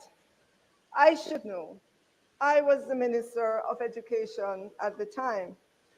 Madam Speaker, here is what this government has put in place to cushion the budget during disasters and provide for Jamaicans.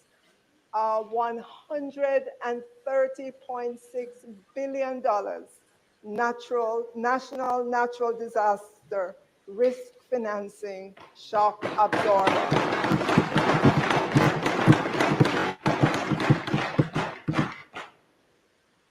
And that policy says, in times of disaster, start with what you can reallocate, what you can defer, what you can delay or cancel. If that is not enough, go to the next layer, the contingency fund and the National Disaster Fund. This is $4.8 billion. Then you go to the next level, the National Natural Disaster Reserve Fund, that has $1 billion. Together, these two funds total $5.8 billion. And the important thing, Madam Speaker, is that they are Jamaica's own resources.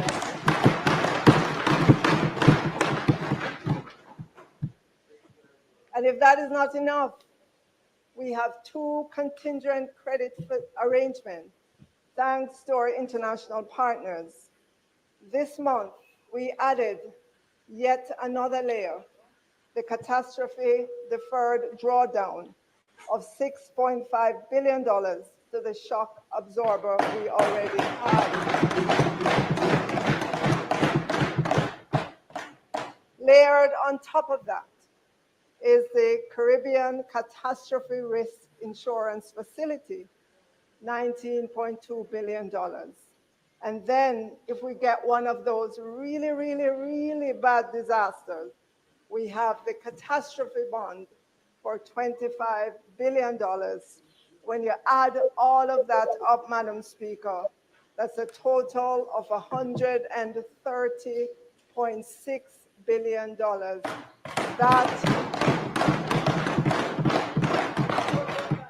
That is the size of our shock absorber, Madam Speaker. They, on the other side, in all the years they have been in government, spending, did not consider the future of Jamaica to provide for contingencies for disaster. Yes, I will give them credit for continuing the payment for the CRIF insurance, which was started under us during 2007 to 2012.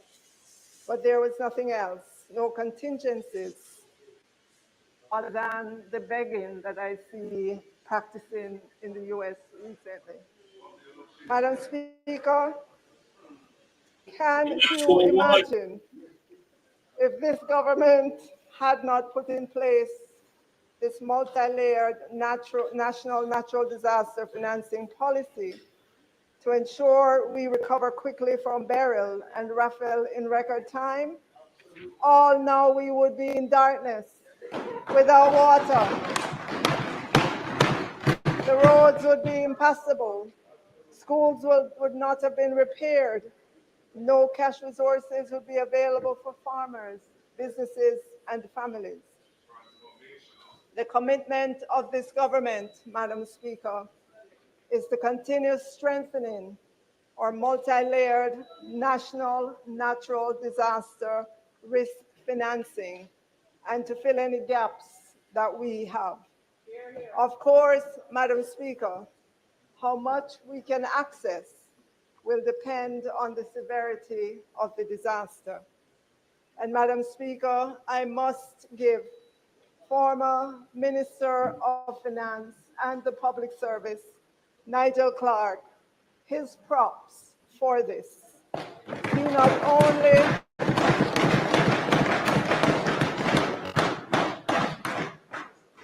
only had the foresight, he did the work.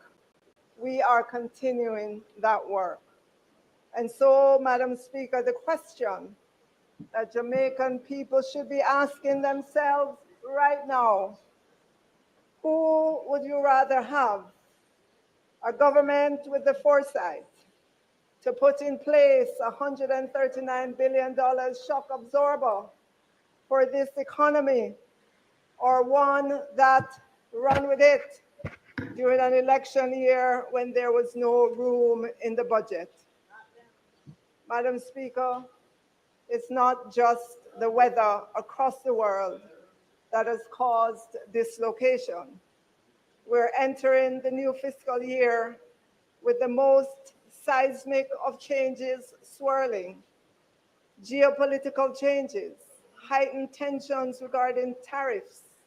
Many Jamaicans at home, right here in Jamaica, are beginning to see relatives they have not seen in a very long time.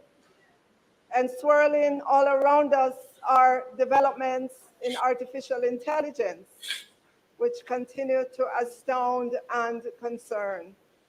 The Nobel Prize Committee recently recognized AI's importance when it awarded the Nobel Prize in Physics to John Hopfield and Geoffrey Hinton for fundamental discoveries and inventions that enable machine learning with artificial neural networks.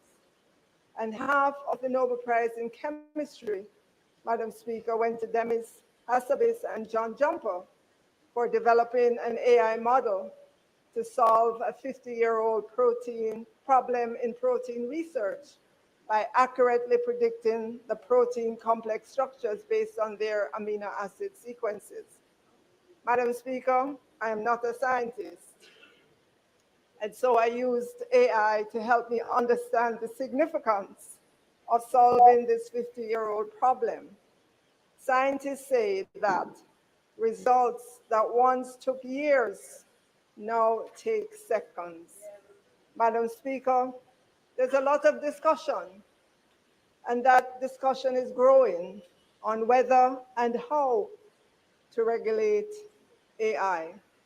Agreement on that score remains elusive because, again, experts say too much is changing too fast. So, Madam Speaker, why am I going so far afield talking about AI? Because, Madam Speaker, scientists say these advancements hold transformative potential for fields like medicine, biotechnology, and environmental science, that we can now predict protein structure and design our own proteins confers the greatest benefit to humankind. We are living in an awesome time, Madam Speaker. As a result, as a government, we must generate budgets that help to equip our people for an environment that experts say is changing too fast.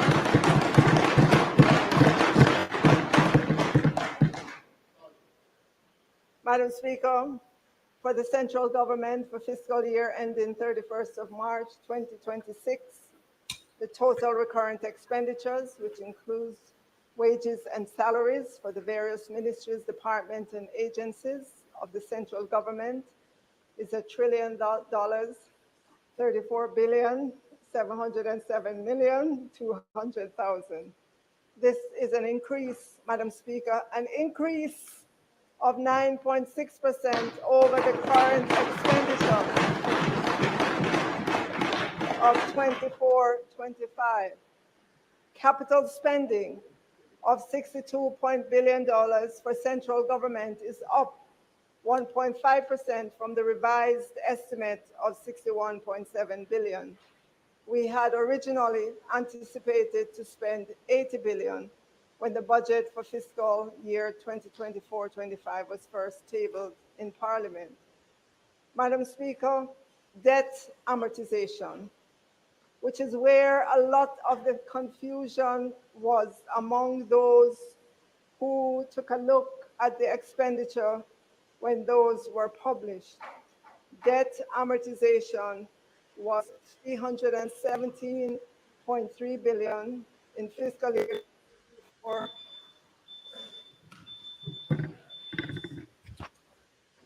House Leader, Madam members' time Speaker, for the speaking has expired. members' time for speaking having been expired, I beg to move that it be extended sufficiently to allow the conclusion of the presentation. Maybe you, Madam Speaker.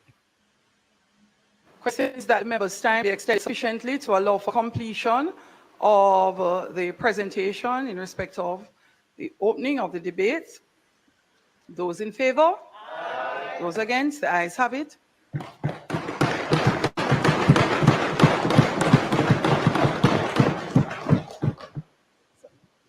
Madam Speaker, debt amortization, which is where a lot of the confusion was among those who took an initial look at the expenditure when they were published, was $317.3 billion in fiscal year 2024-25, but it is only going to be $162.7 billion in this upcoming fiscal year. If you simply use the numbers in the fiscal year 2025-26 estimates of expenditure, you would conclude that the recurrent expenditure dropped by almost 10%, but that would not be the correct conclusion. Expenditure, excluding the debt amortization, was up 9.6% for this upcoming budget year versus that of the budget year we are closing.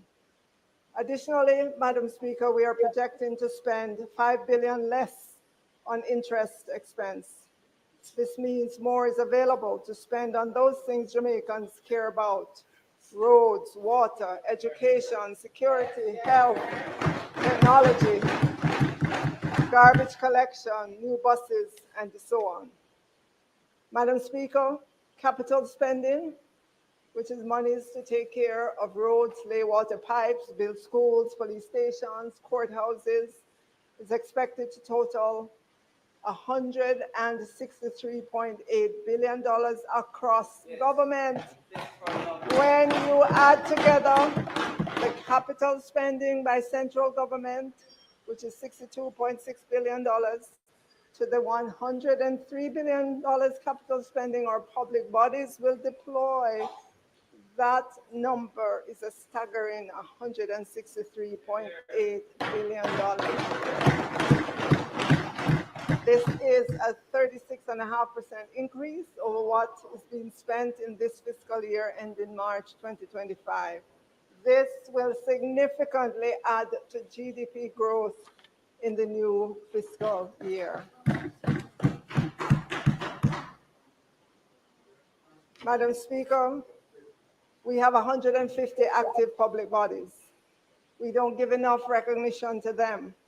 They perform regulatory, advisory, supervisory, research, administrative, technical, or quasi-judicial functions.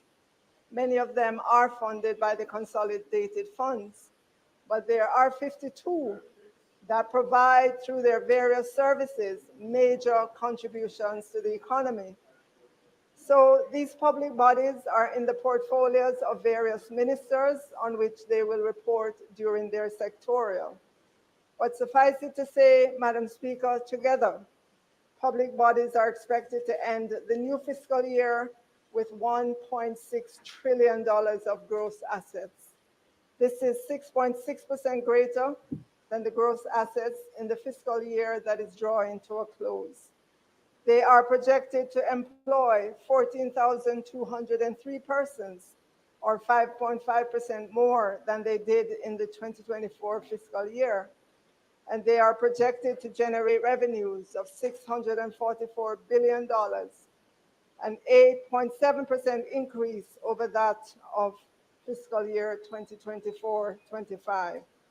For the upcoming fiscal year, we're asking a little less in terms of transfers from them, but you will see that their capital spending will be 4.2% more than the $97.2 billion they spent in fiscal year 2024-25.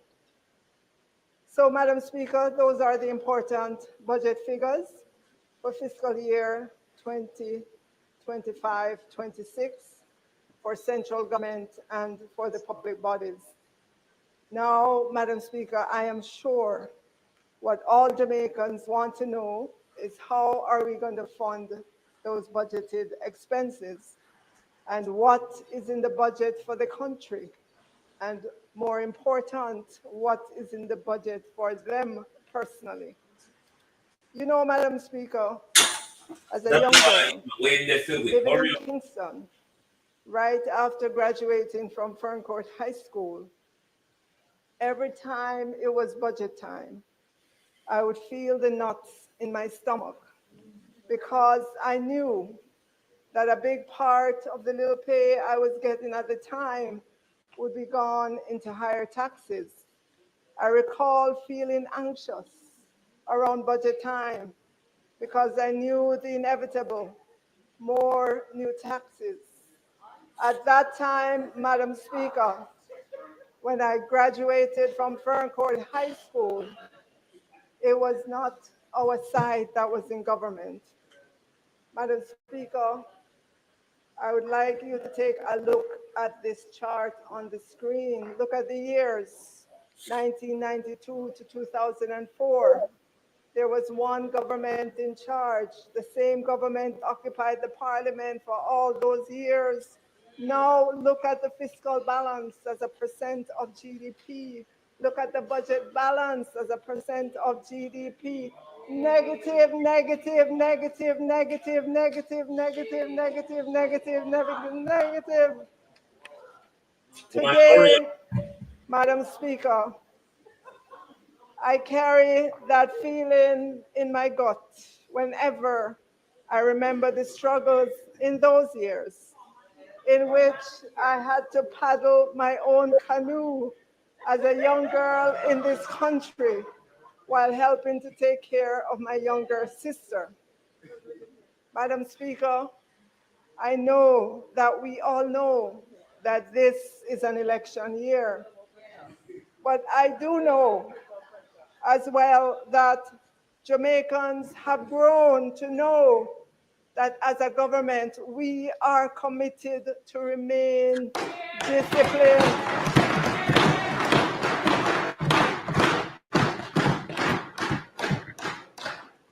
We would not throw away the hard-won gains of the people of Jamaica, Madam Speaker, not even to win an election. So how will the budget for fiscal year 2025-26 be funded? So, Madam Speaker, the central government budget will be funded with 949.5 billion of tax revenues, 139.8 billion of non-tax revenues, 812 million of bauxite levy, and 5.96 billion of grants. In terms of the debt payment, we have 162.7 billion of debt that comes due in fiscal year 2025-26. We forecast loan receipts of 158.4 billion, and we expect to pay the difference from our own resources. This upcoming fiscal year, 2025-26, we are projecting a surplus, a small surplus, but it sure beats the negative, negative, negative, negative, negative.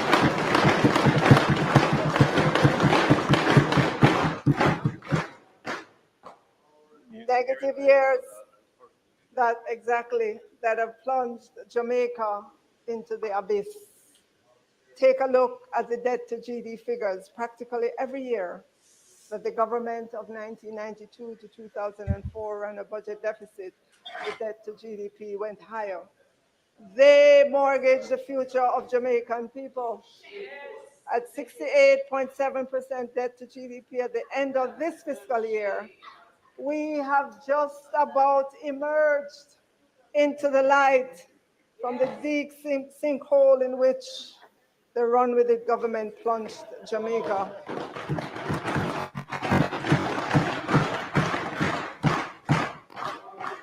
Madam Speaker, recently the Tax Administration Jamaica conducted a survey, and it asked Jamaicans, what do they believe are the implications when TAJ does not collect taxes?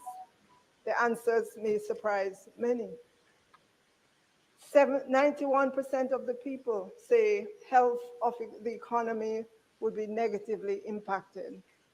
They say the ability for government to pay for social amenities would be reduced.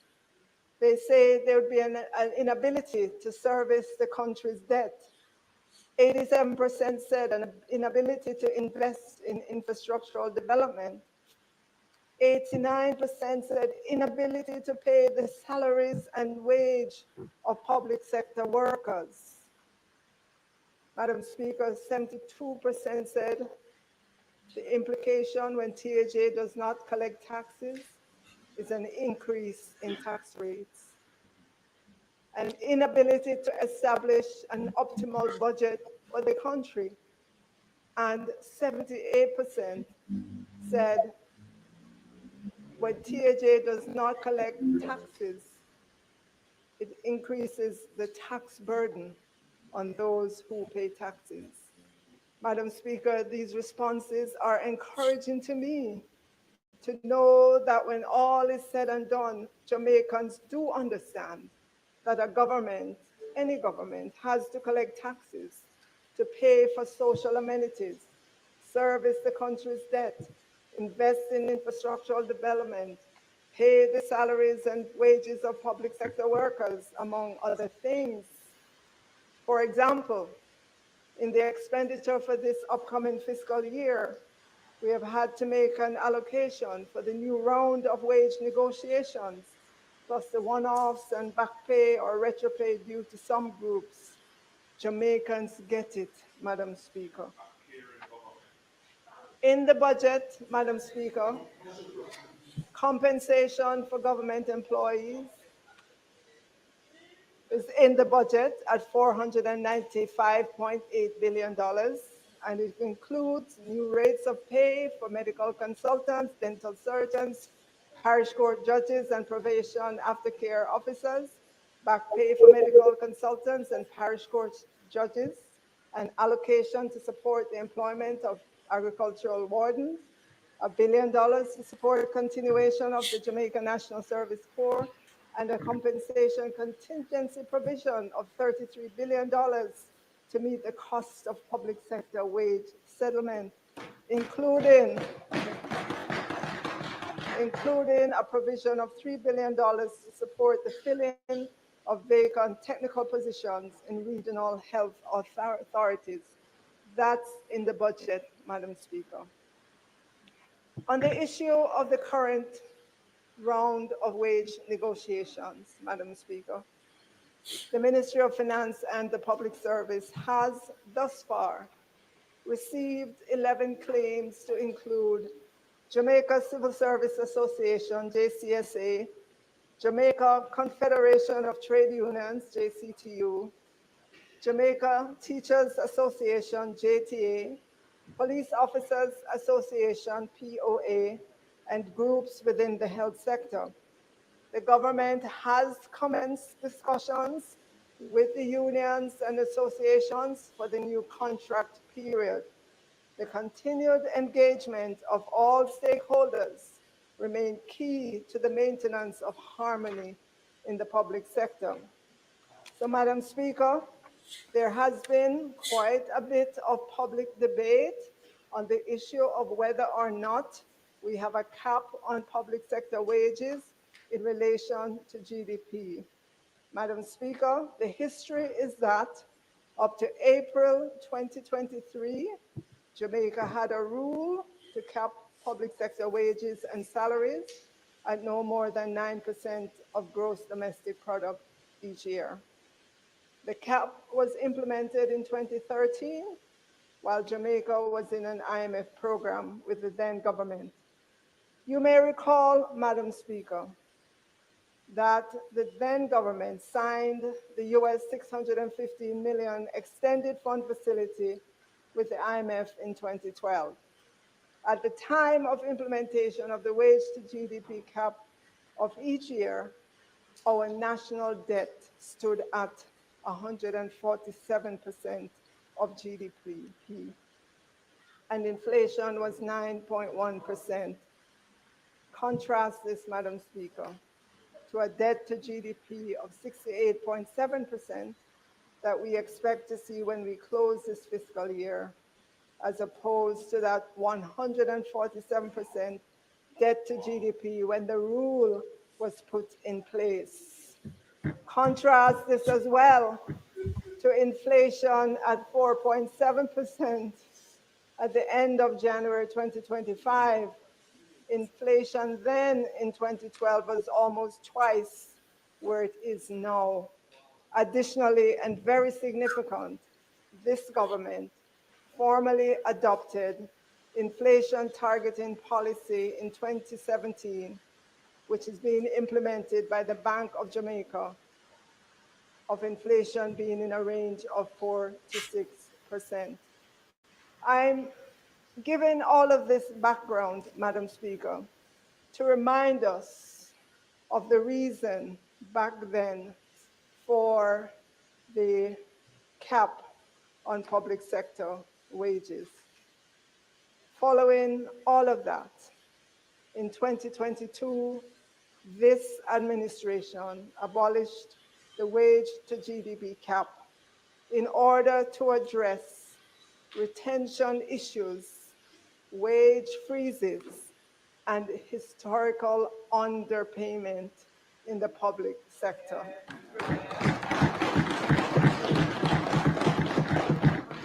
Truth be told, Madam Speaker, the history is that the target was met only once, and the cap was criticized for stifling public sector reforms and contributing to attrition in critical services like healthcare and education. But I don't want Jamaicans to believe that there are no controls on the budget. The major controls we have on the budget is the fiscal balance rule and the debt ratio. I believe every Jamaican should know by now that the debt to GDP ratio is being targeted to be 60% or less by fiscal year 2027-28. The fiscal balance rule is also a strong guardrail for the financial affairs of this country. It is not as well known as the debt to GDP target, but it is codified in our laws as a target in fiscal year 2020-2021 and continuing for 4 years.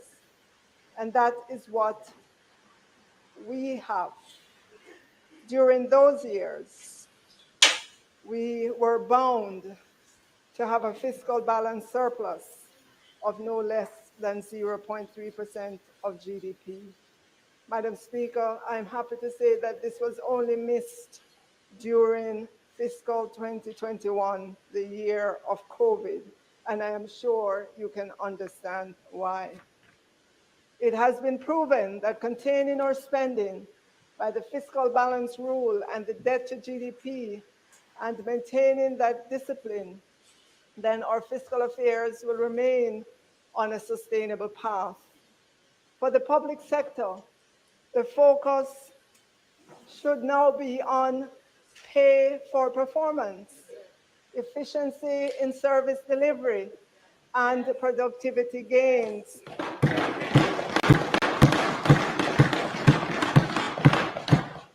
Madam Speaker, as we approach the start of the new fiscal year, we intend to make significant progress in the implementation of the pay for performance element of the new compensation system. We have begun the conversations So with we our can't union have one of partners them. because we must continue to transform, to provide the framework and tools to improve productivity in the public sector. The pay for performance system is a key component in incentivizing performance in the public sector.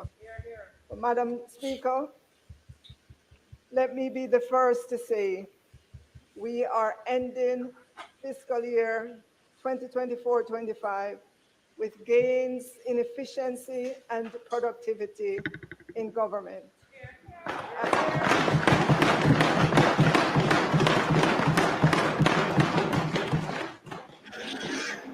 I want to extend my sincere gratitude to my predecessor, Dr. Nigel Clark, for a very good run of the first leg.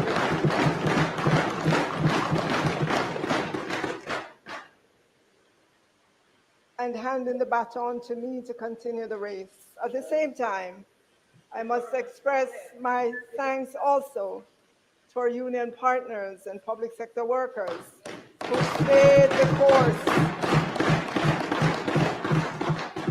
as we navigate some difficult terrain.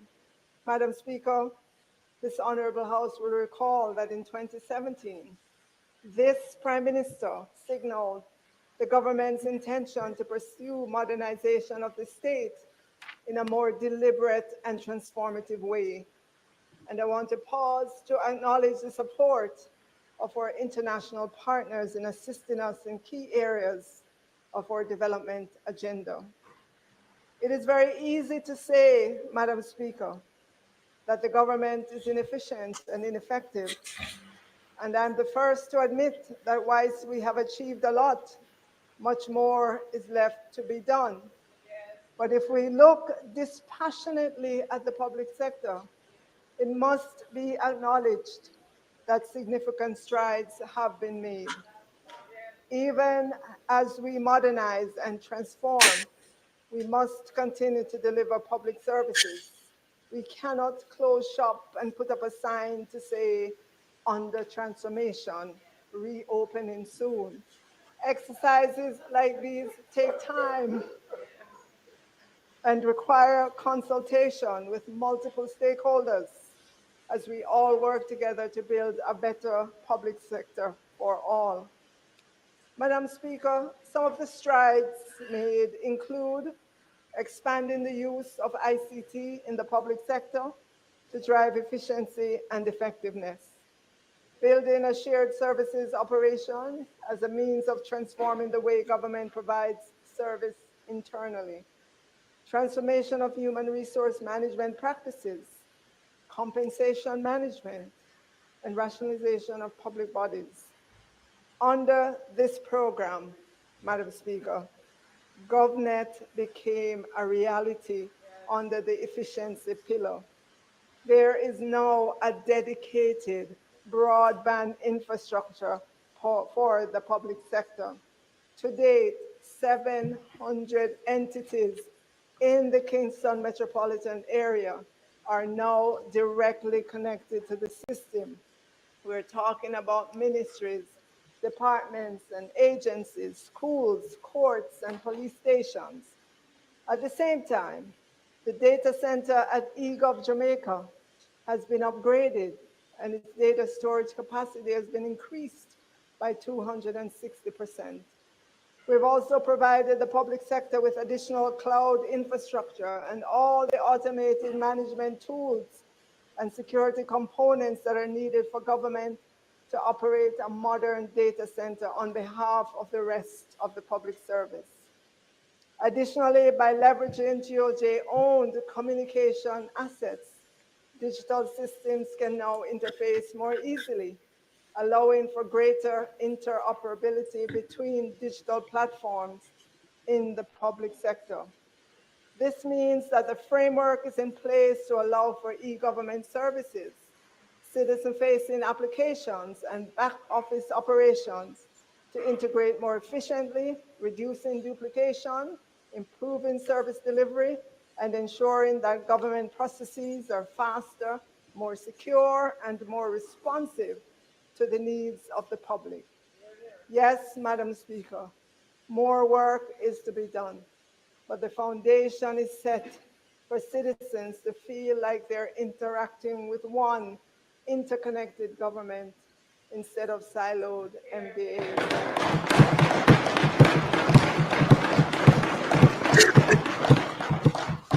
The Transformation Implementation Unit, lovingly called TIU, has also partnered with 4 ministries to implement systems to improve the way they deliver key services.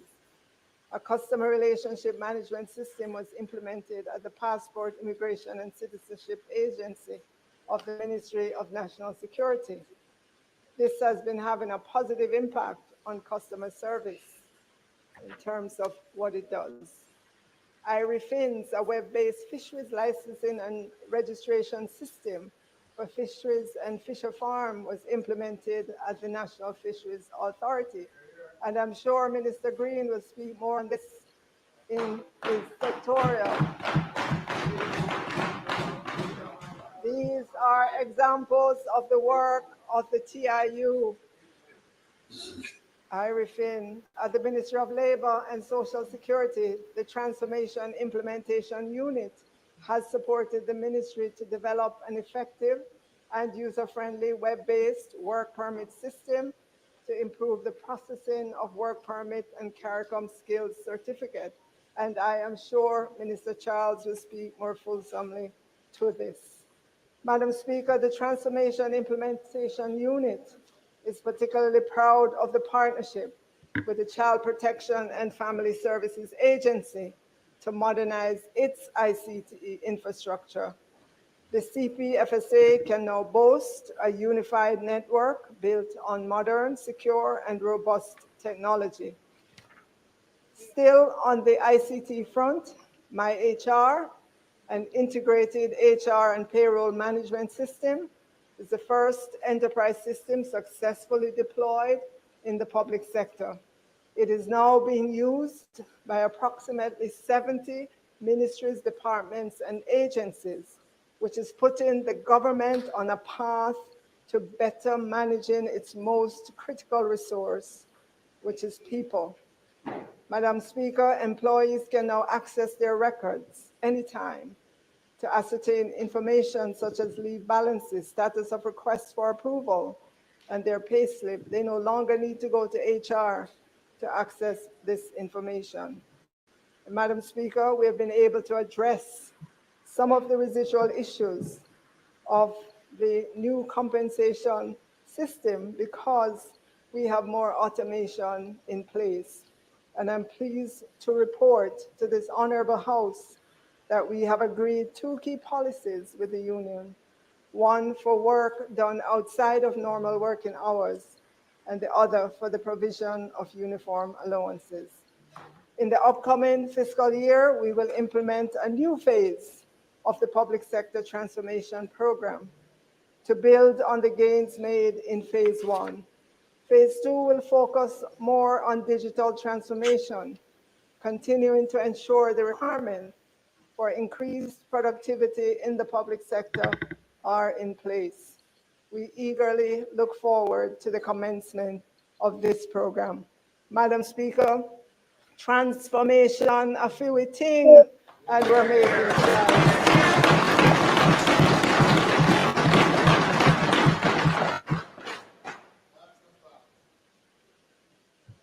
Madam Speaker, support to self-financing public bodies of $27.8 billion is in the budget, of which $11 billion are allocated to JUTC, Bombay Metro, $10 billion to the National Water Commission, $900 million to the Transport Authority, and $210 million to the Jamaica Commodity Regulatory Authority, JACRA. That's in the budget, Madam Speaker. Madam Speaker, let me pause to say that the $10 billion allocation to the National Water Commission was the easiest yes for me.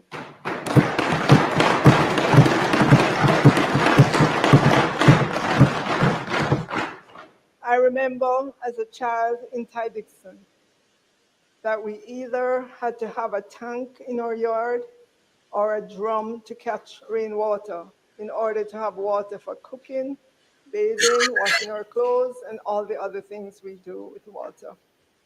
Madam Speaker, even though we had a tank in our yard, the tank leaked, and so unless rain fell heavily, the tank was generally dry. Madam Speaker, I remember many school mornings in order to tidy up to go to primary school, that as children, me, my younger brother and sister, and other children in Ty-Dixon had to go to the one government public tank to catch water in a pan, put the pan of water, yes.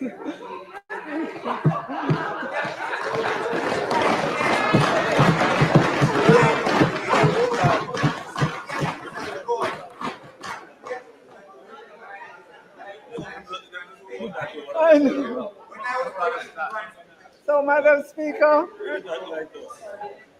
yes, in order to tidy up to go to primary school, that as children, we had to go to the one and only government public tank to catch water in a pan, put the pan of water on our heads with a cutter under it,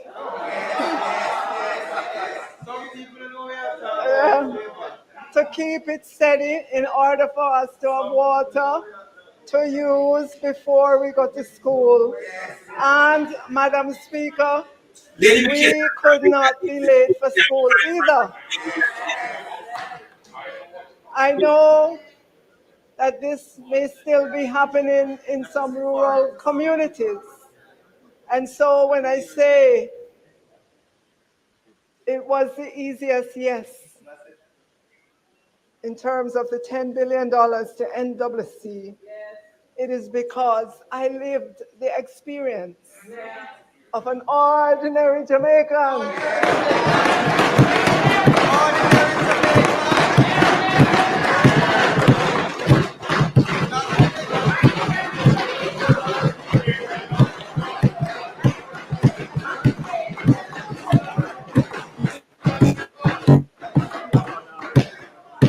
An ordinary Jamaican in rural Jamaica, in Ty Dixon, and I know the hidden hopes and dreams of ordinary Jamaicans.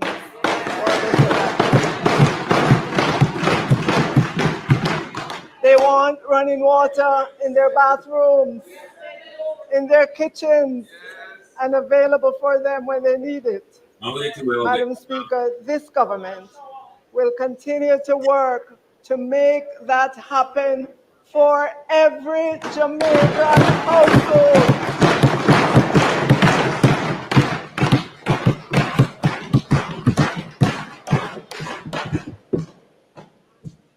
So, Madam Speaker, recently I gave my strongest endorsement to the PPP, Public-Private Partnership, that Prime Minister and Minister Samuda signed with the various partners to build the Rio Cobra water treatment plant at a cost of US $77 million or 12 billion Jamaican to bring an additional 15 million gallons of water to benefit Jamaicans. The deal was criticized for having an interest rate that to those who do not have the responsibility of contemplating and planning the future of Jamaica, that interest rate seems high. When I heard those comments, I WhatsApped Minister Samuda and I said, I will defend this project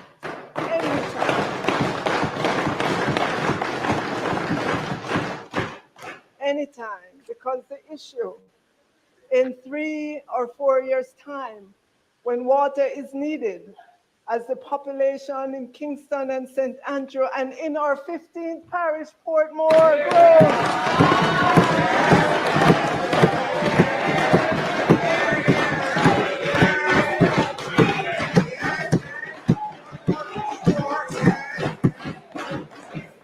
At that time, in three or 4 years' time, the issue will be water versus no water, not high versus low interest rates. Madam Speaker, I know the hidden hopes and dreams of ordinary Jamaicans for a better life. Our commitment is to continue creating the pathway for that better life. So, Madam Speaker, approximately 2.1 billion, of which 1.1 billion is allocated to the Ministry of Labor and Social Security to provide individual grants of $20,000. That is in the budget. Prime Minister will speak to this in his budget presentation. He announced this at that special conference, remember back in November of 2024 at the National Arena. That is in the budget, Madam Speaker. There's $1 billion to the Ministry of Science, Energy, Technology, and Transportation to support a program dealing with the alleviation of energy poverty.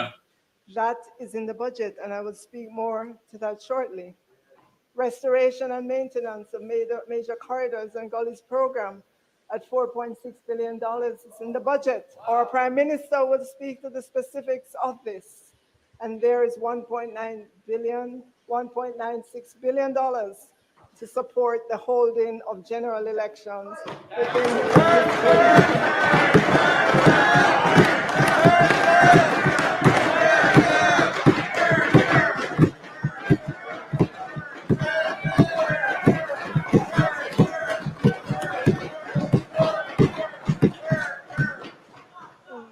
That is in the budget, Madam Speaker. The payment of principal amounts of 1.5 billion on NHT arrears of approximately 2.5 billion, which includes penalty of 1.3.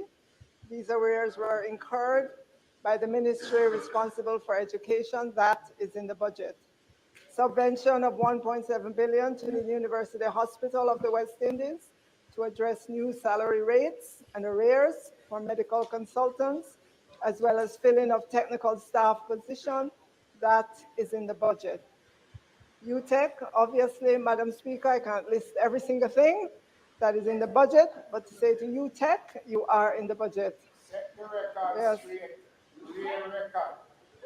Madam Speaker, I know you are in the I know budget. that DBJ is a public body in the Ministry of Economic Growth and Job Creation. You are in the That budget. channels financing to MSMEs as well as to large projects in order to drive economic growth and development. It will continue to pursue innovative means of mobilizing funding and leveraging private sector investment and expertise through its venture capital program, as well as public-private partnerships and privatization transaction.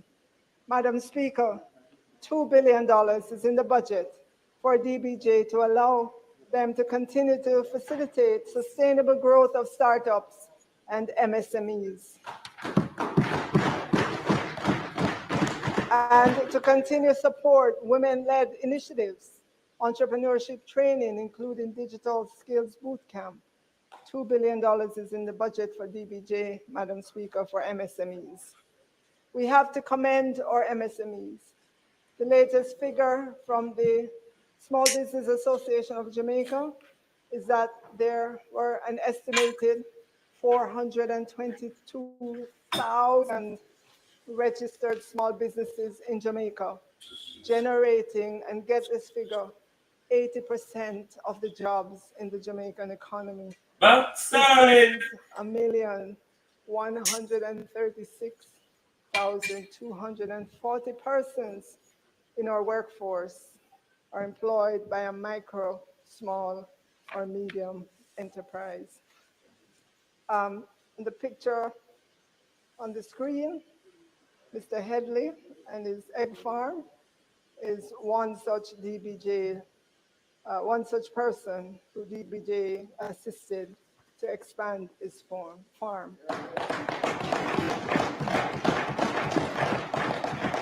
Madam Speaker, the top concerns for small businesses that I hear repeated over and over again, and Minister Hill will tell you as well, is access to financing. And not just plain vanilla access. They want equitable access to financing. They are also feeling the burden of high interest rates and have said to me that opening a bank account for their business is difficult.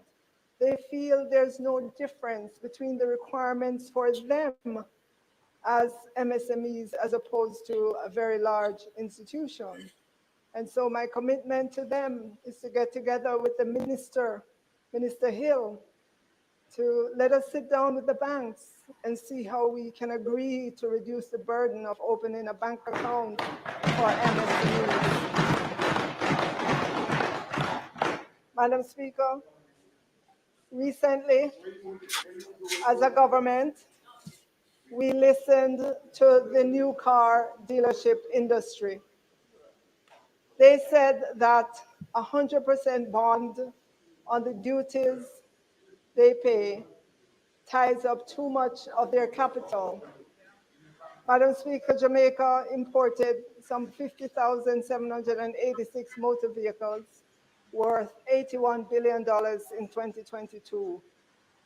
And if you look at the duties are between 67 to about 88% of the value. And if you assume the lowest duty, you can see that the capital tied up against the duties is significant. We listened to the industry, and now, instead of 100% bond against the duty, we have reduced that to 20%. Yeah. Very nice. This frees up capital to invest in other businesses or to expand existing businesses, hire more people, and contribute to economic growth. That was not a call on the budget. That was not a tax incentive. That represents this government listening and understanding the hurdles in the way of businesses and taking steps to reduce or eliminate those hurdles. Madam Speaker, on capital spending, the $62.6 billion proposed for capital expenditure in 25-26 will be spent by central government, and it includes a contingency provision for new public projects of $2.1 billion. Major infrastructure projects under implementation by the Ministry of Economic Growth and Job Creation accounts for $30.6 billion, or 49% of the capital spending across central government. And I am sure the Prime Minister can't wait to speak to his plans for roads and more roads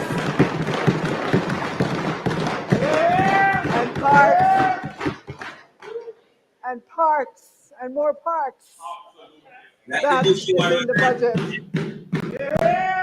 Other ministries are in receipt of significant capital expenditure allocation as well. Ministry of Health and Wellness, 10.2 billion is in the budget, including 5 billion for Cornwall Regional Hospital, 4.1 billion for the IDB supported prevention and care management of non-communicable disease. That is in the budget. There's 4.6 billion in the budget for the Office of the Prime Minister, including 3 billion for NIDS. That is in the budget. And MSET, 4.5 billion is in the budget for MSET, including 3.2 billion for the procurement of new buses for JUTC. That is in the budget, and I'm sure Minister Vaz will speak to that. And there is much more in the budget for Ministry of Education, 4.2 billion, including 1.7 billion to the primary and secondary schools infrastructure project. That is in the budget. At the Ministry of Agriculture, $3.7 billion. And I am sure Minister Green can't wait to tell you about what he's doing for Essex Valley and Southern Plains. $3.7 billion is in the budget for agriculture under the capital program.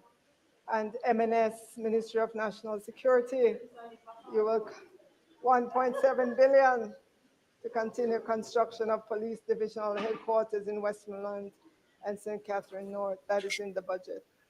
I am sure, Madam Speaker, that you will agree with me after hearing those robust budget numbers for the various ministries that for an economy that has been so battered by a drought, by a Category 5 Hurricane Beryl, by Tropical Storm Raphael, and rains, especially during the month of November and December, that were well above the 30-year average, that the word for this Jamaican economy and for the people of Jamaica, that word is resilient.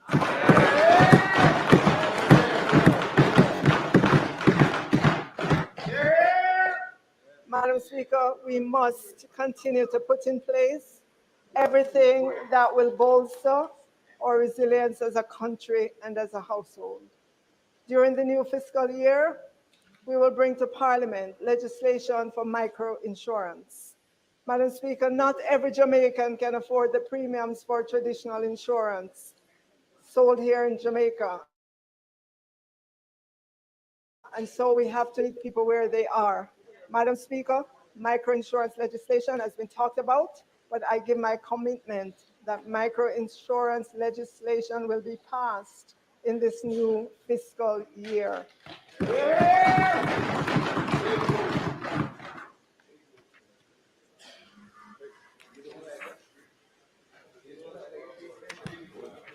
Madam Speaker, I believe that This will significantly improve financial inclusion once it comes into effect, and that our commitment when it comes into effect is to assess how we can help every path family access microinsurance to build financial resilience so that these vulnerable families can manage the financial impact of unexpected events such as illness, a death, loss of income, or natural disaster.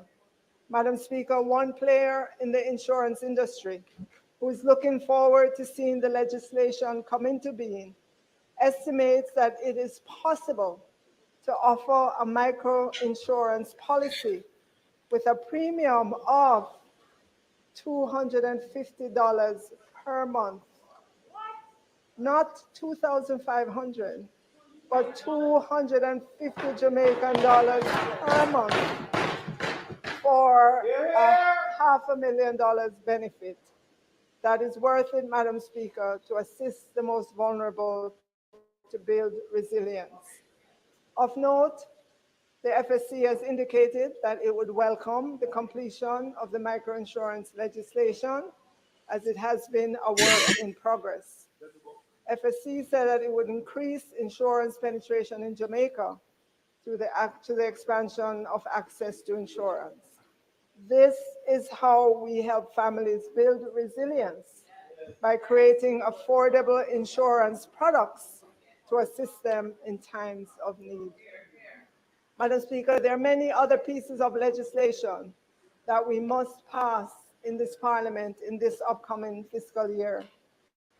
The income tax, large-scale projects and pioneer industry will be repealed and replaced as a means of updating the legislation to ensure that it is fit for purpose. The work is significantly advanced for this.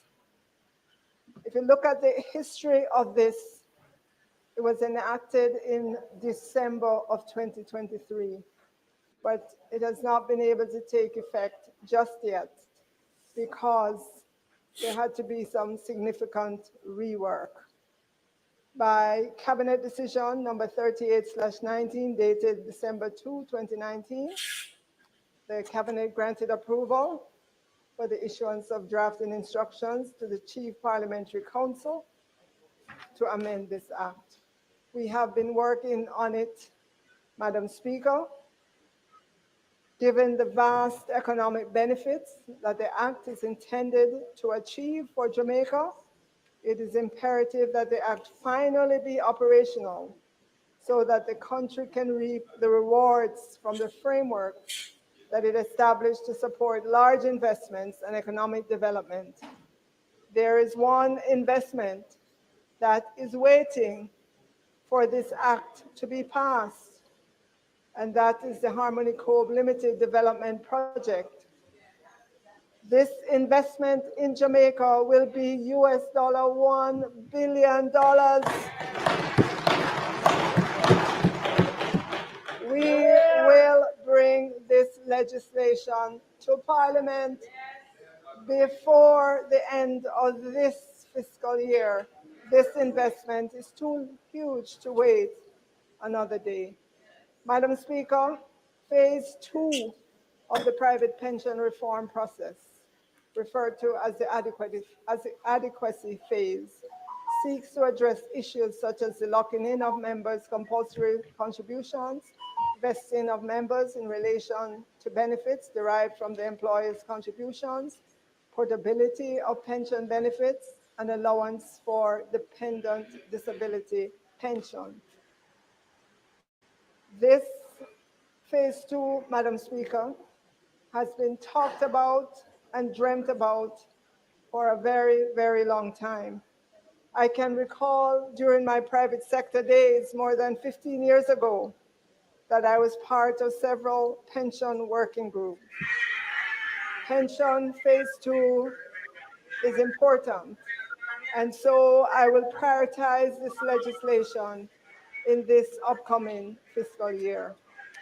Madam Speaker, in order to continue the innovation in our financial sector, we will quickly pass the Virtual Asset Service Provider Bill legislation, a critical piece of legislation which is not just a regulatory necessity, but an economic imperative for the future of Jamaica. The bill represents a pivotal step in modernizing our financial sector, ensuring our compliance with international financial regulations, and positioning Jamaica as a leader in fintech innovation within the Caribbean. Madam Speaker, Jamaica must pass this Virtual Asset Service Provider Bill to ensure compliance with the Financial Action Task Force, FATF recommendations 15 and 16. Our financial system must meet global standards on anti-money laundering, AML, counter-terrorism financing, CFT, and the prevention of proliferation financing, PF. This legislation establishes a robust legal and regulatory framework for virtual asset service providers, ensuring that those businesses operate within strict licensing, supervision, and enforcement guidelines. Madam Speaker, beginning with this budget speech, and I will announce shortly, will be the start of our initiatives to encourage local taxpayers to bring home to Jamaica their business income and business activities, including associated businesses and employment, as well as investment holdings that have been established in or transferred to other tax jurisdictions. A cabinet submission detailing this will be in front of cabinet shortly for its consideration. And Madam Speaker, I have to be true to the financial sector. In all our contemplation, Madam Speaker, we have to engage with the financial sector around the vexed issue of the asset tax, which they were told by the other side would be temporary.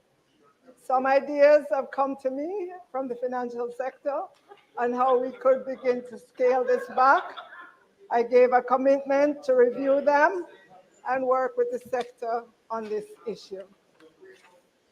And there are many other ideas that came to me from the financial sector with regards to new products, efficiencies, and so on. And I will begin that engagement with the financial sector. Yeah. Madam Speaker,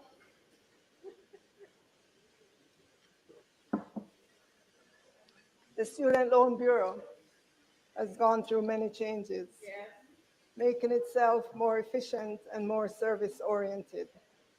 It is working to move itself to another level, a higher level, with a new and improved customer platform, which should have been launched in 2022, but is now targeted for the first quarter of the new fiscal year 2025-26. This platform will allow students to view their loans, print statements, and pay their loans online, among other functions.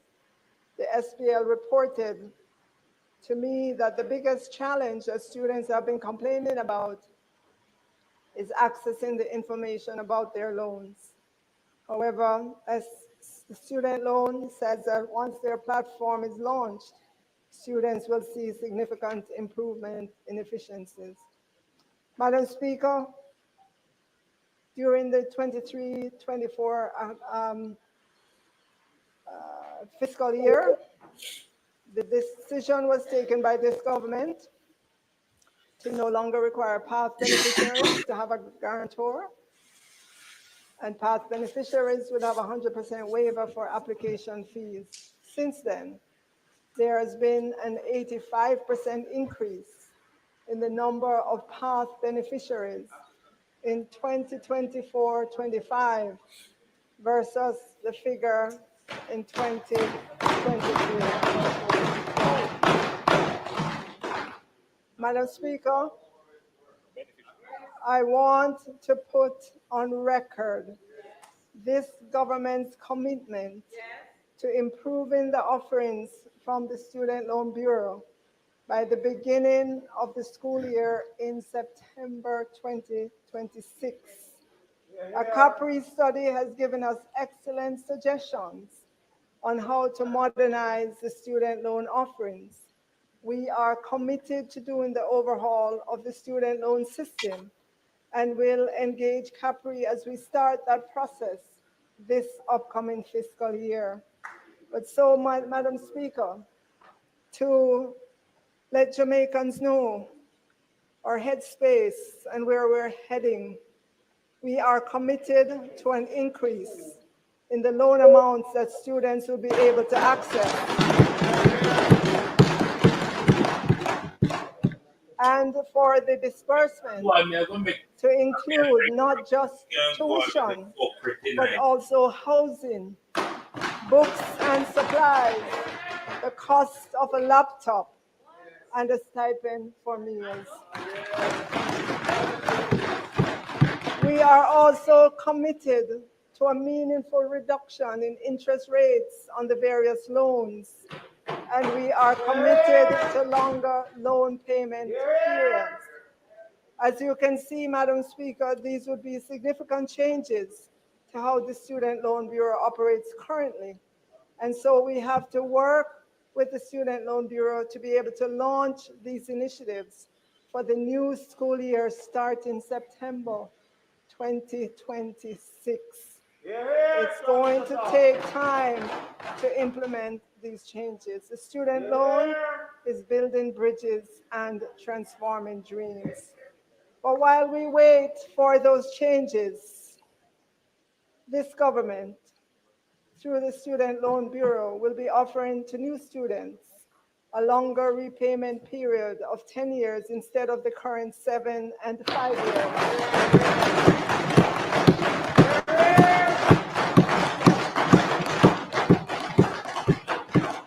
And the rates will remain the same, meaning the rates will not increase because the payment period has increased.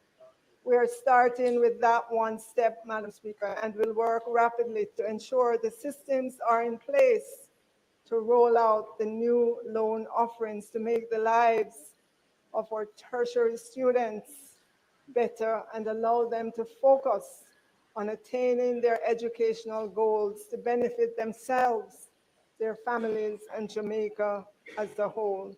The student loan is building bridges and transforming dreams.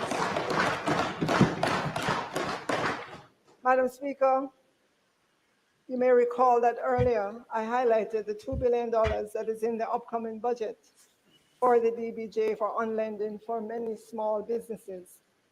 In addition to that, Madam Speaker, we're also raising the GCT exemption for small businesses from $10 million to $15 million.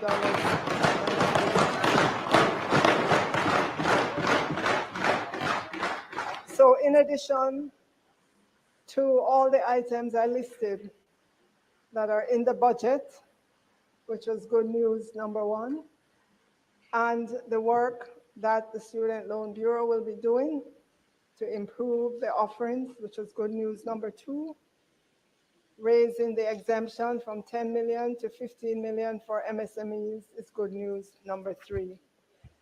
Madam Speaker, as we accelerate the pace of economic growth in Jamaica, accelerated capital allowance is one strategy that this government will use to move growth to a higher level. In general, as businesses know, because they currently get capital allowance on specific capital expenditure, like industrial buildings, plant and machinery, and information technology equipment, it is a tax relief to the companies because they would be allowed to deduct some portion of the cost from their taxable profit over time. This deduction, the capital allowance deduction, reduces the company's overall tax liability and provides a fiscal incentive for business growth and business investment. Madam Speaker, as a government, we would like to see greater investments among our companies.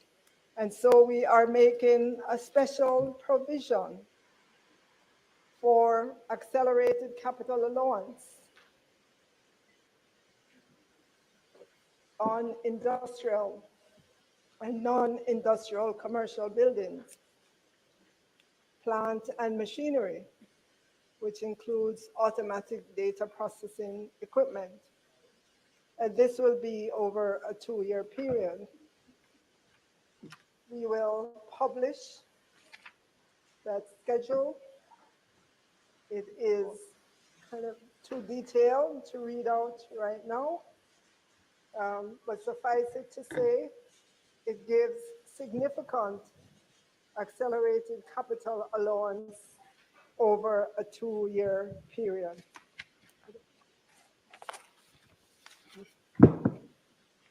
And so we are encouraging companies to take the opportunity to upgrade their machinery, their ITC infrastructure, their industrial buildings, to help expand their output so that we can move the GDP growth rate to higher levels.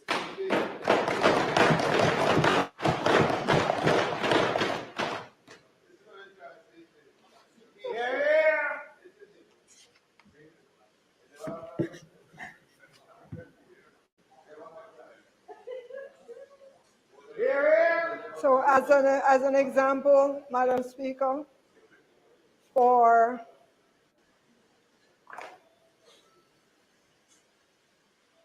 plant and machinery, currently the initial capital allowance is 25% over the initial year is 25%. The period for the capital allowance for machinery is 8 years under the current regime. So the annual capital allowance will be 12.5%. We are moving that to 40% in year 1.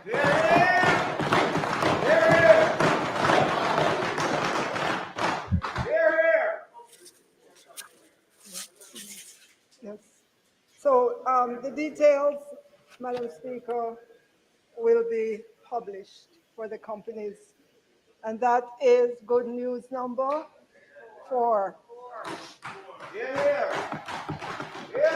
Madam Speaker, this government believes in the stock market to create prosperity for the people of Jamaica. Like someone wanted to lock it down.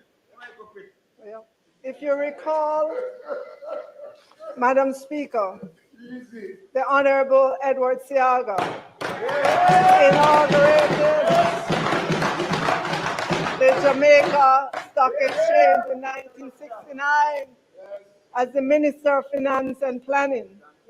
The Jamaica Stock Exchange was one of the many financial institutions that the former Prime Minister and Minister of Finance created to help the Jamaica's capital market. Madam Speaker, history recalls that he took part in the first transactions by purchasing shares through 2 brokers. History also recalls that he wrote up the transaction on the board. If you look on the screen, you'll see the picture where the exchange dealings were recorded.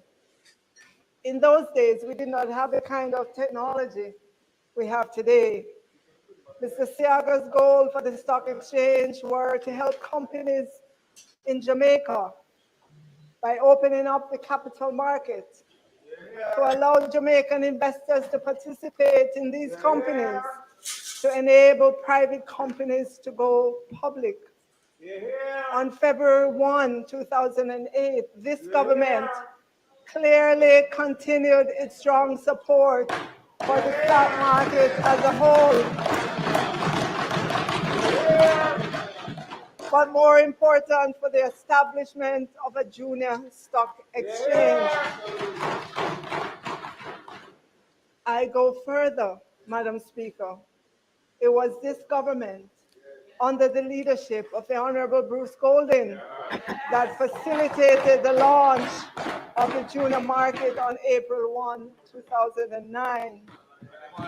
Sadly, Madam Speaker, despite the clear success and the positive impact of the junior market, we witnessed the shockwave when the then Finance Minister announced in this Parliament on October 12, 2013, that his government would phase out the Jamaica Stock Exchange junior market benefit in 8 years. In opposition in 2013, the shadow spokesman on finance, MP Audley Shaw, clearly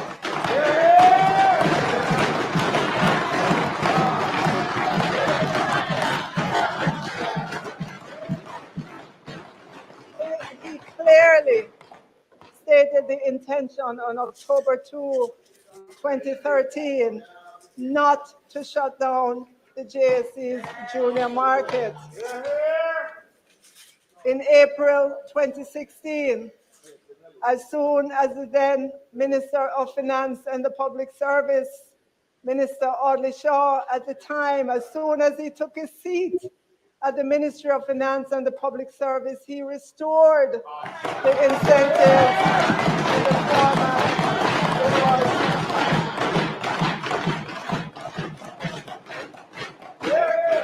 Today, Madam Speaker, the junior market companies have paid over $1 billion of statutory deductions, 1.6 billion of GCT, and 1.6 billion of PAYE.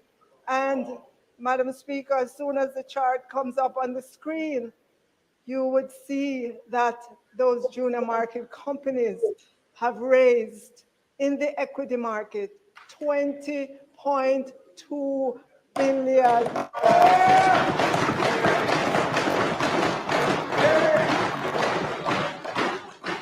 Madam Speaker, I cringe to think that many of those companies would be non-existent if we on this side did not fight for the junior market to remain in place.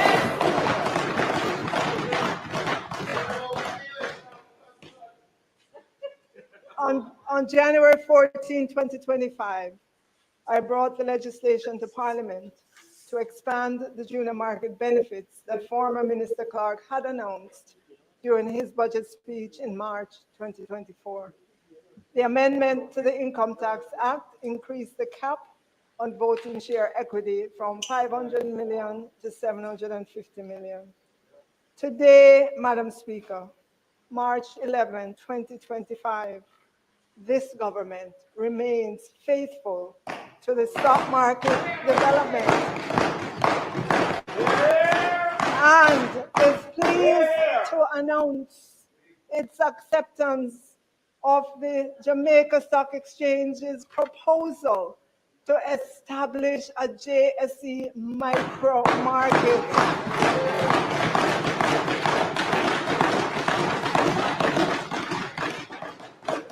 I will move with haste to name the Technical Working Committee that will include the Companies Office of Jamaica, the Legal Fraternity, the Security Dealers Association, a member of the PSOJ, and of course, representatives from the JSC and Ministry of Finance and the Public Service.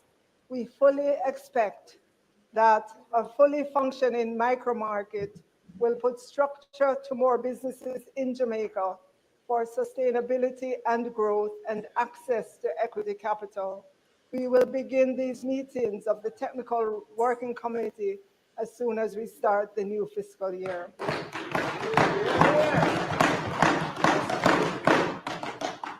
Madam Speaker, Dr. Marlene Street Forrest, Managing Director of the Stock Exchange. She's in the gallery, and she has indicated that the JSC has identified over 250 micro and small businesses in Jamaica that are in need of equity funding and are reasonably organized, but unable to go public because they're not yet at the level to meet the requirements of the main or the junior market. And many do not require the threshold of $50 million in participating equity capital, meaning the JSE micromarket would be established, Madam Speaker, to meet the needs of MSMEs in the 10 million to less than 50 million in participating equity capital. Madam Speaker, it will be a joy to see the first of these 250 micro and small businesses listed on the Jamaica Stock Exchange micro market not too long from now. And Madam Speaker, just in case anyone tries to say that they were the first with this idea of the micro market, let me remind them that I spoke at the 2025 JSE conference in Jamaica ahead of the opposition and publicly stated this government's intention to work with the JSE to establish the micro market. I'm moving now to formalize that process.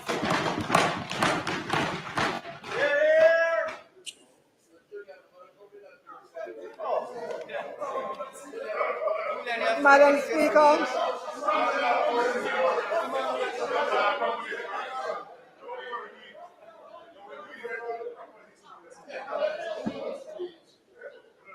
Madam Speaker, this government has utilized the stock market to monetize government assets. We have IPO'd Wigton Wind Farm, now Wigton Energy, when I was Minister of Science, Energy and Technology. Now we are in the local stock market again with another offering, which is the government's 20% share of Trans-Jamaica Highway. The offer opened on March 4th and will close on March 18th. Madam Speaker, I don't have a license to sell securities, and so this is not a sales pitch. This is to demonstrate to Jamaicans that we walk the walk and talk the talk when we say we believe in the stock market in Jamaica. Trans-Jamaica Highway is the concessionaire of Highway 2000 East-West, Jamaica's first toll road. Its core business activity is the development, operation, and maintenance of the toll network in Jamaica. Trans-Jamaica serves an expansive customer base with an average of 70,000 vehicles daily and peaks of approximately 100,000 during the Christmas period. Madam Speaker,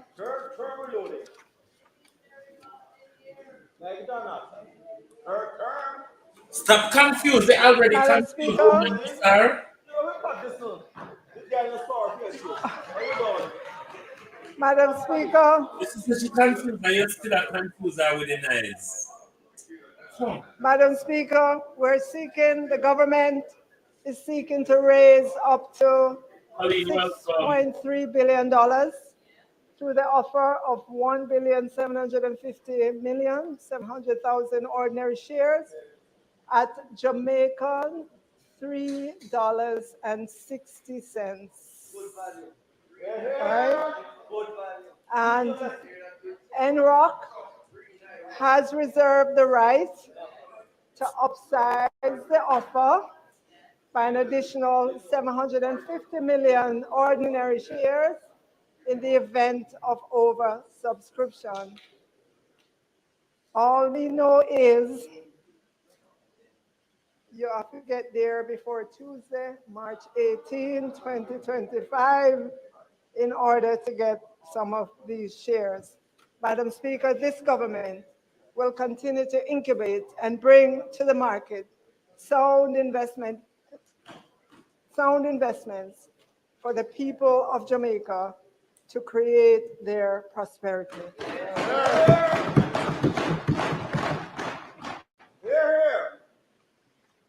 And that, Madam Speaker, is good news number. Good news number 5. Right. And Madam Speaker, the financial sector has given me many more ideas, but those ideas will require a sit down with them to understand everything that needs to be understood about those ideas. On the issue of dividends, Madam Speaker, in Jamaica, we've had a difference in the tax rate on dividends for resident companies and individuals, so which is 15%, and for non-resident companies and non-resident individuals, it is 33 and a third and 25% respectively.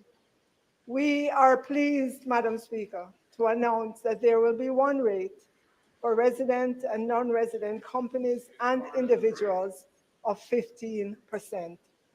I want to say to Jamaicans, when you hear non-resident companies and non-resident individuals, don't immediately think foreign companies or foreign individuals.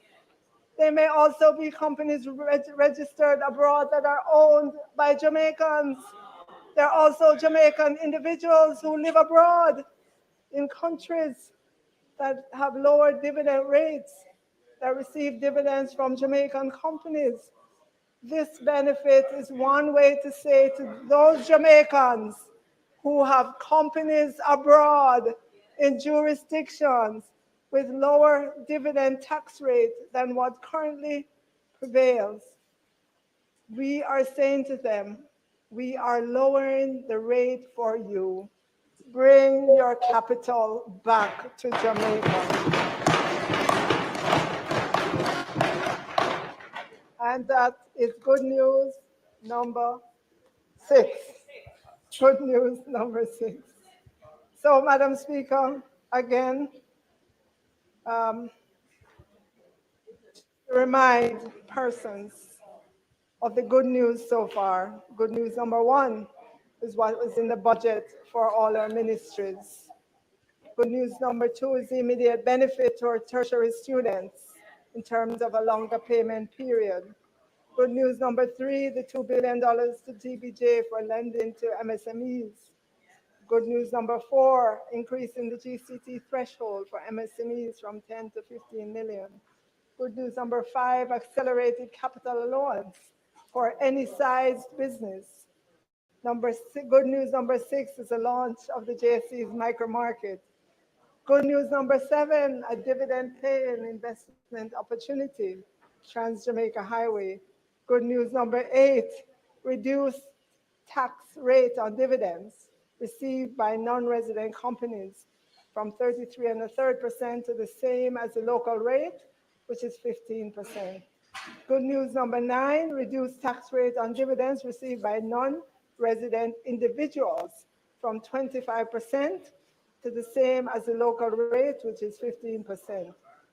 And good news number 10, Madam Speaker, there is more good news.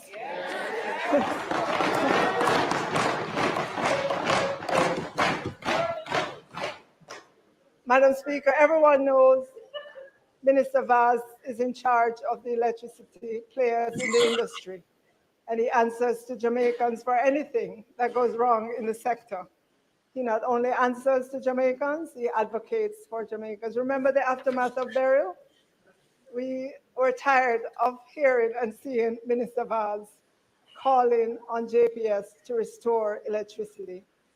This should tell you, Madam Speaker, that Minister Vaz and this entire Prime Minister Holness-led administration wants an efficient electricity industry, one that is able to deliver the lowest electricity costs possible to the Jamaican people and the business. Madam Speaker, together with the Ministry of Science, Energy, Technology and Transportation, and following on the announcement the Prime Minister made at the National Arena, and we all remember what event that was, that this government will restructure GCT on electricity to make electricity more affordable and give those who want legal access to electricity the opportunity to do so.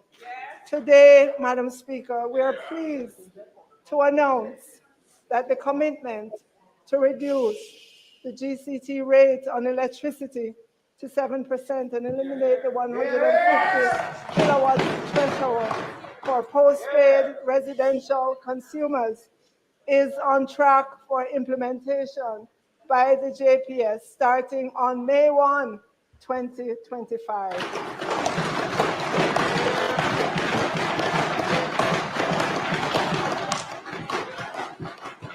Additionally, Madam Speaker, for those postpaid residential customers who consume 250 kilowatt hours or less, they will see a rebate of 7% and a 3% subsidy for a total of 10%. This is a caring government, Madam Speaker.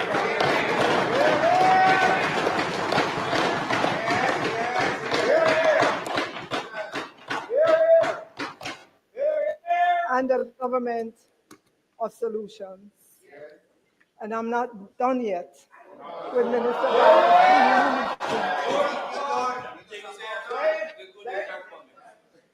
On January 28, 2025, in this very parliament, Minister Vaz revealed to the country that in 2023, the electricity stolen amounts to a staggering 40.385 billion Jamaican dollars. That works out to be 13,500 for every man, woman, and child in Jamaica. Interesting to note, Madam Speaker, that on the very next day, the Member of Parliament from East Kingston and Port Royal repeated the same figures. So there is consensus that the bill for electricity taken from the grid without paying for it is staggering. I will go further. I believe that on both sides of the aisle, we both want a solution because all of us who pay for electricity have this added burden on our monthly bills. We have all agreed over the years that this situation of electricity theft cannot be allowed to continue. The people of Jamaica need a solution. And more important, those who cannot afford postpaid electricity also need a solution. So, Madam Speaker, together with the Minister of Energy, MP from West Portland, and following the commitment of the Most Honorable Prime Minister at a certain conference on November 24, 2024, we are pleased to announce the most ambitious program to allow affordable access to prepaid electricity.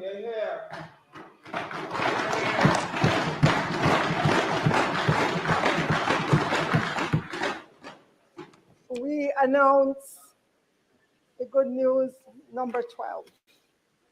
This government has allocated $1 billion to assist the first 20,000 first-time JPS prepaid customers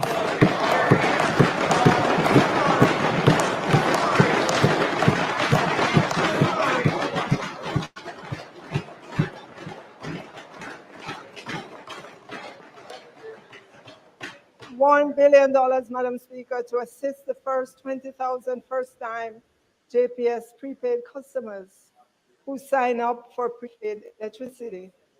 The $1 billion will go towards paying for house wiring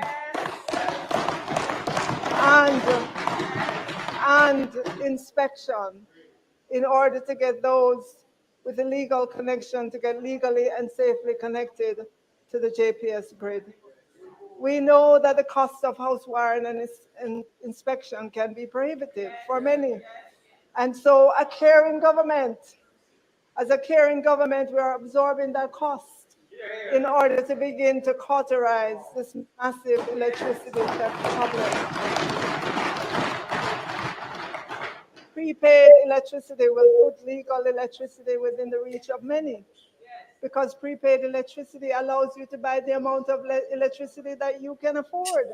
When you can afford it, you have complete control. You will be able to buy the card or the vouchers from hundreds of outlets across Jamaica.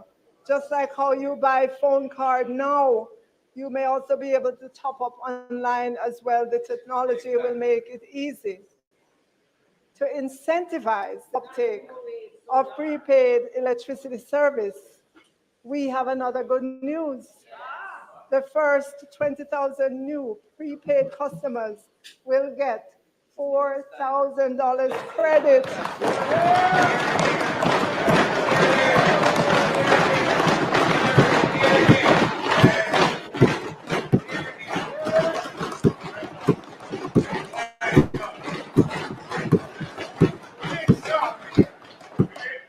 So they will get $4,000 credit for electricity per month for 6 months.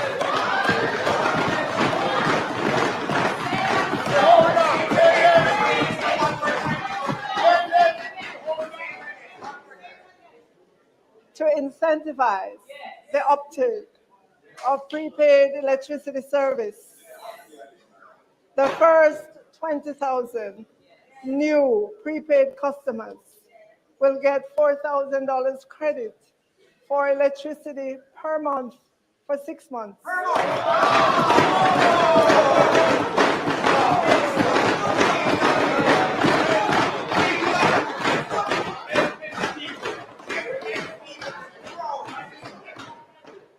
And this will be under the GLG.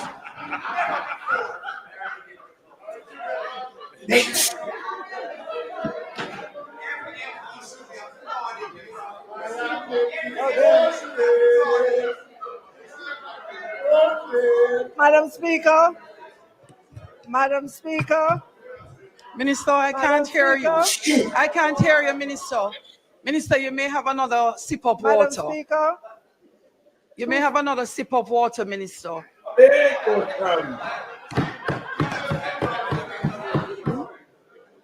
All water you have to beg you to drink. Speaker. $2,000 of that 4,000 credit will come from the JPS.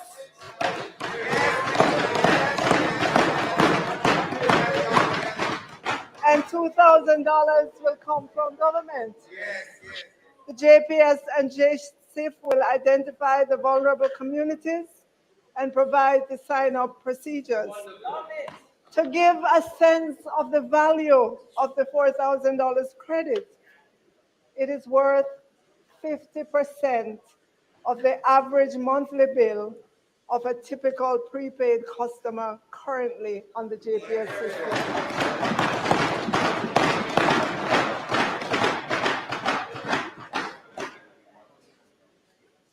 The data from JPS is showing that the average monthly bill for prepaid customers is $8,000, and that there are currently 17,000 customers who are using the prepaid electricity meter. And so I say to Jamaicans, this is an offer you cannot refuse.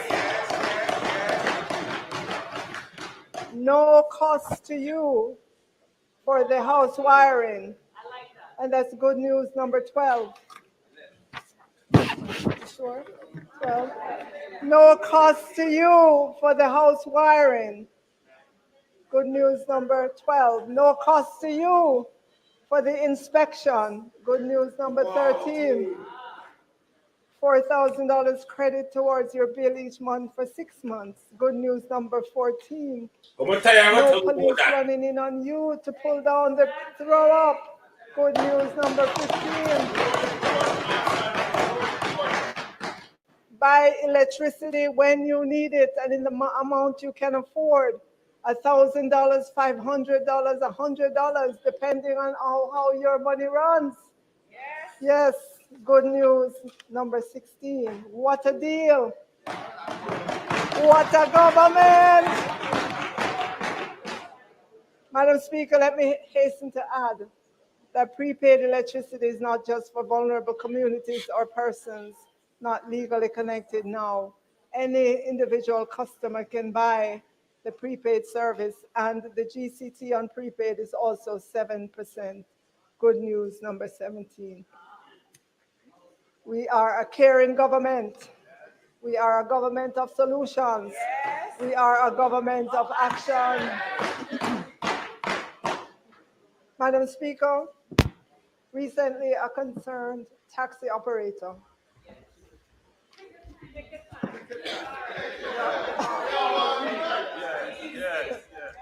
Minister, Mr. Dallas. just give the House a moment. Because of your gracious height, we realize that we need to add another instrument a little taller. After how much hours did I just realize? Madam Speaker,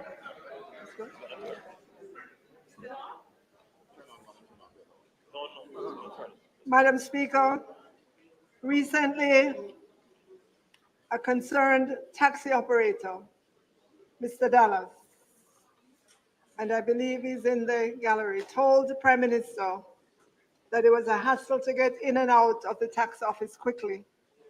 I encourage Mr. Dallas to try our online system to pay for motor vehicle fitness and then go to the motor vehicle depot.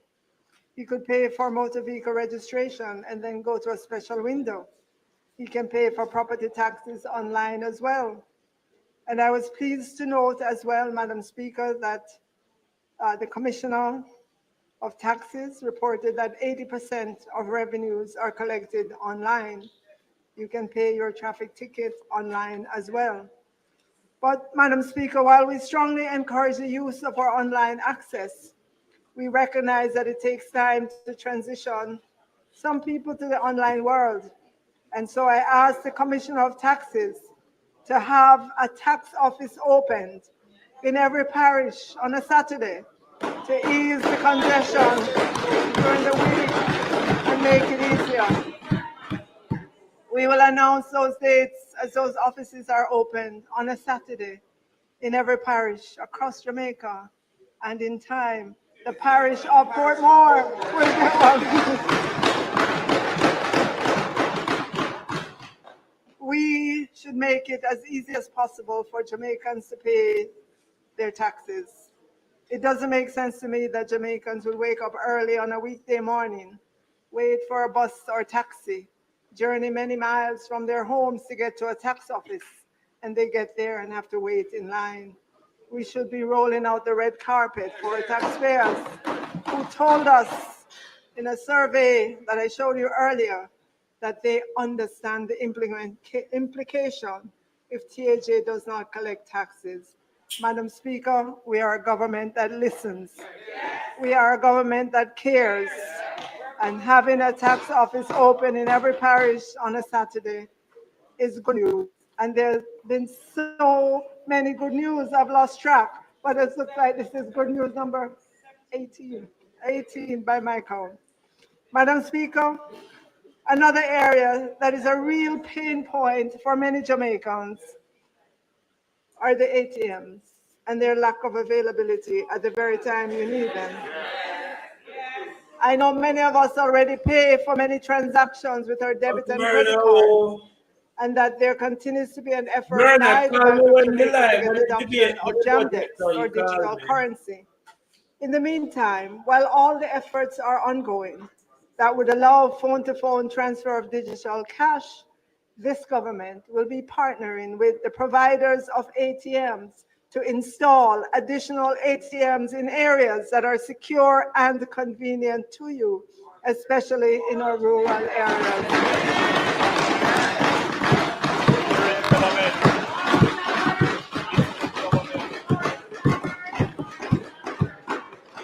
Madam Speaker, this government is listening. We hear you and we come with solutions. Bringing an ATM near you is good news, number 19.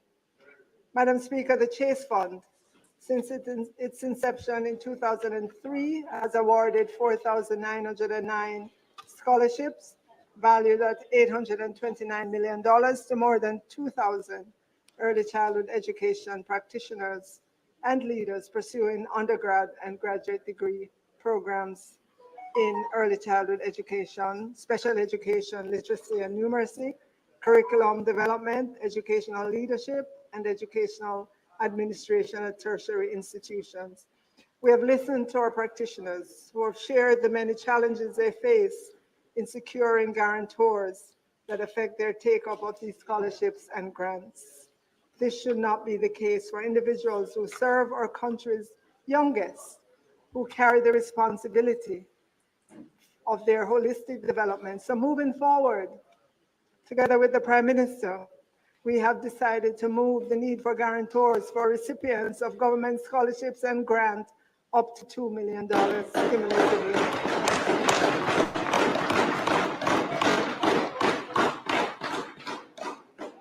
And that's good news number 20. And finally, Madam Speaker, we come to the good news number 21, the PAYE threshold.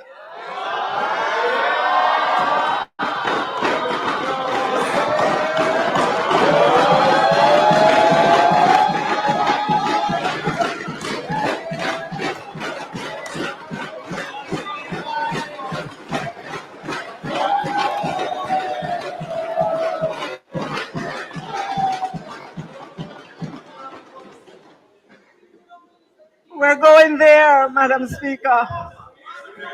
We're going there.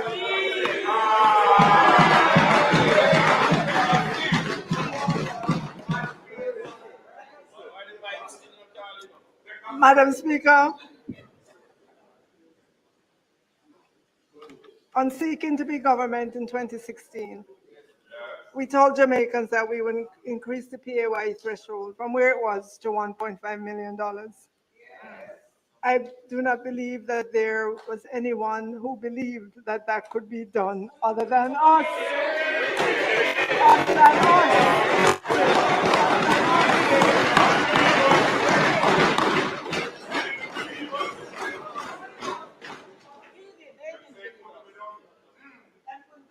Many persons thought it was a campaign trick to win. But we know we are a can-do government, a government of ideas, and a government of solutions. The Honorable Audley Shaw, Minister of Finance and the Public Service, came to Parliament in 2016.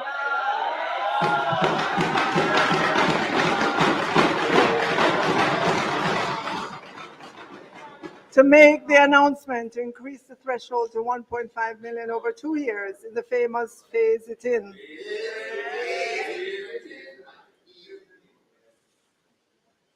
Madam Speaker,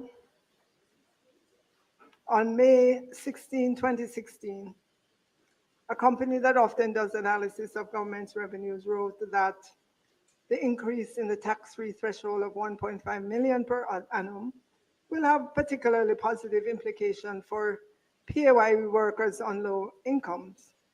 The proposed policy, speaking of the increase in the threshold, has broader implications, however, said the company that was doing the analysis, as the threshold increases will also significantly reduce the number of individuals who will contribute to the income tax. Perhaps, the analysis said, less than 110 persons in total, at 110,000 in total. At that time, in 2016, the writer of the report said that 90% of Jamaica's employed labor force will not contribute even $1 to income tax to the consolidated fund.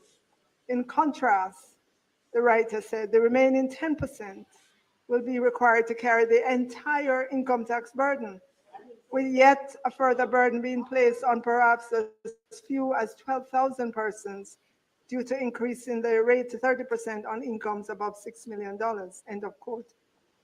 Madam Speaker, in 2023, When I looked at the PAYE data, we had 652,220 persons earning up to 6 million and paying PAYE. Madam Speaker, it's a funny thing. When you reduce taxes, you get more people employed. The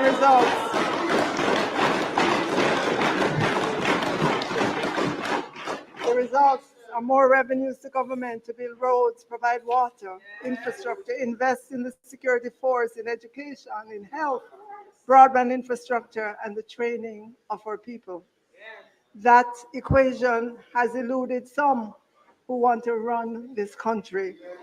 They are talking about raising taxes. Recently, I saw a headline. JLP's query rejects Crawford's call for GCT increase as unwise and unconscionable. Senator Fitz-Henley calls Crawford's tax to boost education a non-starter.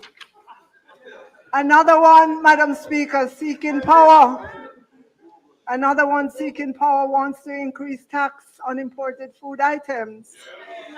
No matter how much they run and try to distance themselves from raising taxes by making it seem as if they didn't say so, or pretending it was a little joke, reducing taxes, Madam Speaker, reducing taxes is not in their history.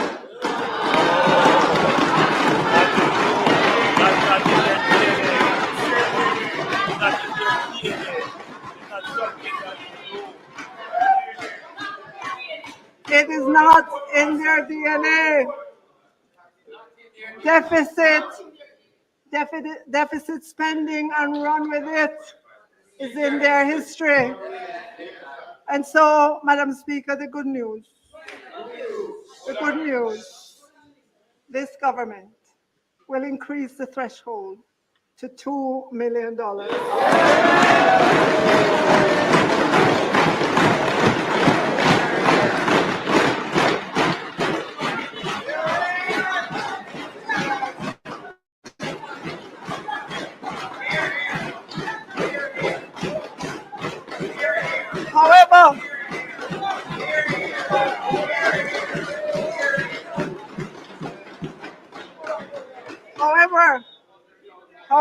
However, colleagues, remember, we are a responsible government. And so we'll increase the threshold in 3 tranches to 1.8, then 1.9, then 2 million over a 3-year period, starting April 1, 2025.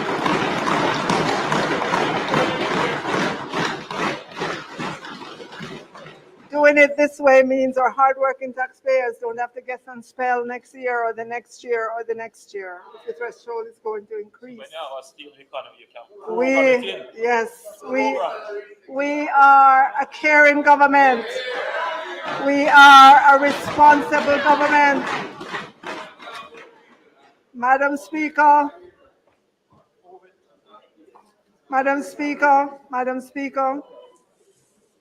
we could have run a deficit. For the first time in 10 years, based on our fiscal rules, we are allowed to run a deficit equivalent to no more than 0.3% of GDP. And that would still keep us on the path to 60% debt to GDP by fiscal 27-28. Madam Speaker, Prime Minister and I discussed this, and he said deficit spending would be a very bad signal to send to the world in an election year.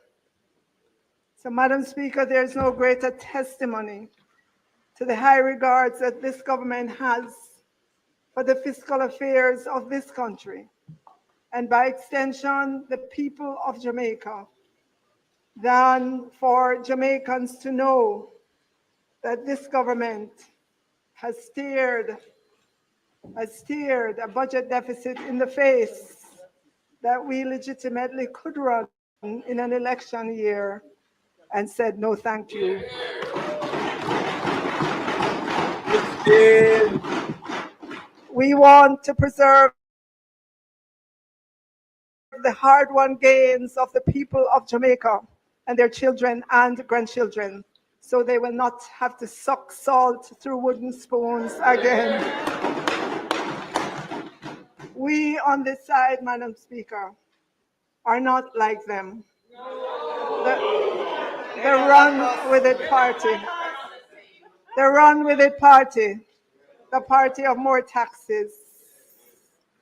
Madam Speaker, as I close my presentation for fiscal year 2025-26, we come to the people of Jamaica with a balanced budget and no new.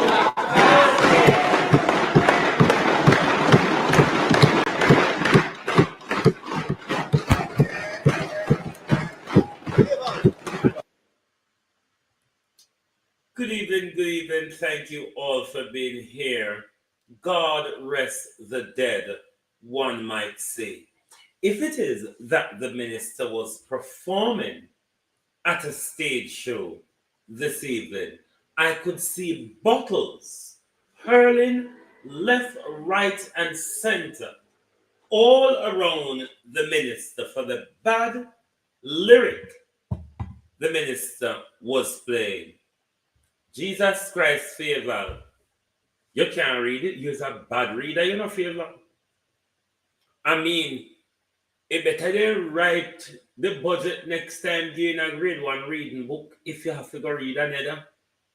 Because if it's written on an academic paper, if it's written in an academic sense, Faval, you're a terrible reader, minister. I mean, of all the Ivy League and Jive League and all these leagues and leeches, minister, the minister is a terrible reader. Dunce-less sounding minister. But the goodies the prime minister was laying out, I don't know what she's talking about. And I don't hear anything meaningful for poor people. I mean, $20,000 this and $4,000 for sick. What was that, minister? What goodies do you think that is? I mean, in the sectorial debate, they're going to lay out nitty-gritties and so on. But Jesus Christ, Favor. I mean, you need to, the reading favor, I mean, you were as dull as usual, let's face it. You were as dull as usual, minister. That's no surprise there. The basic school, though, minister, the presentation, oh, God, favor. So bad. Even if you give us something we never hear it because you sound confused and your budget is much shorter than Nigel's budget. As I've suggested this morning, that they should give it to you on a bullet point. It looked like you really come with a bullet point budget. TAJ, you're in the budget. Debbie Jervis, you're in the budget. Sunshine, you're in the budget. You're in the budget. You're in the budget. What was a load of waddle? Struggle, minister. No man, favor dance. Anyhow, favor leader want dance. A galang so. You wouldn't like to see the swelter and the battle where favor would have to duck from the whole dismal favor. But me and the audience them tired out. God knows say we can't deal with them all for the night. And my People's Point of View program, I've extended that program to the morning because Jesus Christ, we can't throw more upon Uno than we favor good. And remember, say, we're going to have to listen to Andrew next restaurants, or so on. And when Juliana respond, I know today Juliana respond, Jesus Christ, favor. Somebody said, Jesus Christ, favor. What was that? I mean, you could lay down at home, favor. You could literally lay down at home and read the budget via YouTube. I mean, we could make preparation for that. You never have to really come out of your yard just so nicely, I must add. You never have to come out of your yard, Faval, just so nicely. Could do very little or nothing at all, Minister. Parliament mash up to them and move Prince Charles' authority from Parliament. What was that though, Minister? Because when you're fingering the paper and you're buck shuffling, you don't even know, you don't even remember or know at some point what number goodies you were at in the whole. Faval, you're lucky you never danced in this evening, Faval, you're lucky it wasn't a dance because the shandy back of ducking where you wouldn't have to do this evening. But we are going to leave it here. We will continue to ask the question tomorrow morning. Did Faval cross it? And it's quite what you call those questions when you ask them and answer them at the same time. What do you call those questions again? Wanna help me? Because Faval warned me out tonight, You know the question them where you ask them and them answer themselves? But we're going to ask the question tomorrow morning, the rhetorical question. We're going to ask the question tomorrow morning, did Faval cross it? Thank you all very much for being here. We've been here for over 4 hours now. I won't warn you out anymore. We'll have the day tomorrow to waffle over the ministers. I don't know what it was. You decide for yourself. It was historical, but a historical car crash. Good night.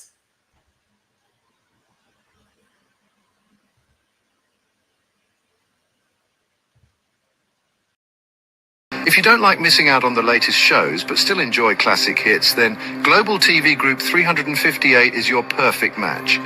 Global TV Group 358 isn't just another channel, it's your ultimate TV experience. From breaking news to binge-worthy dramas and timeless classics, we've got it all. Our unique blend of original content and global favorites means there's something for everyone. And guess what? With GTVG's seamless streaming, you can watch anywhere, anytime. Plus, our interactive features let you be part of the action. So, whether you're a seasoned binge watcher or a casual viewer, Global TV Group 358 is here to keep you entertained day and night. Don't just watch TV, experience it with Global TV Group 358. Subscribe now and never miss a moment.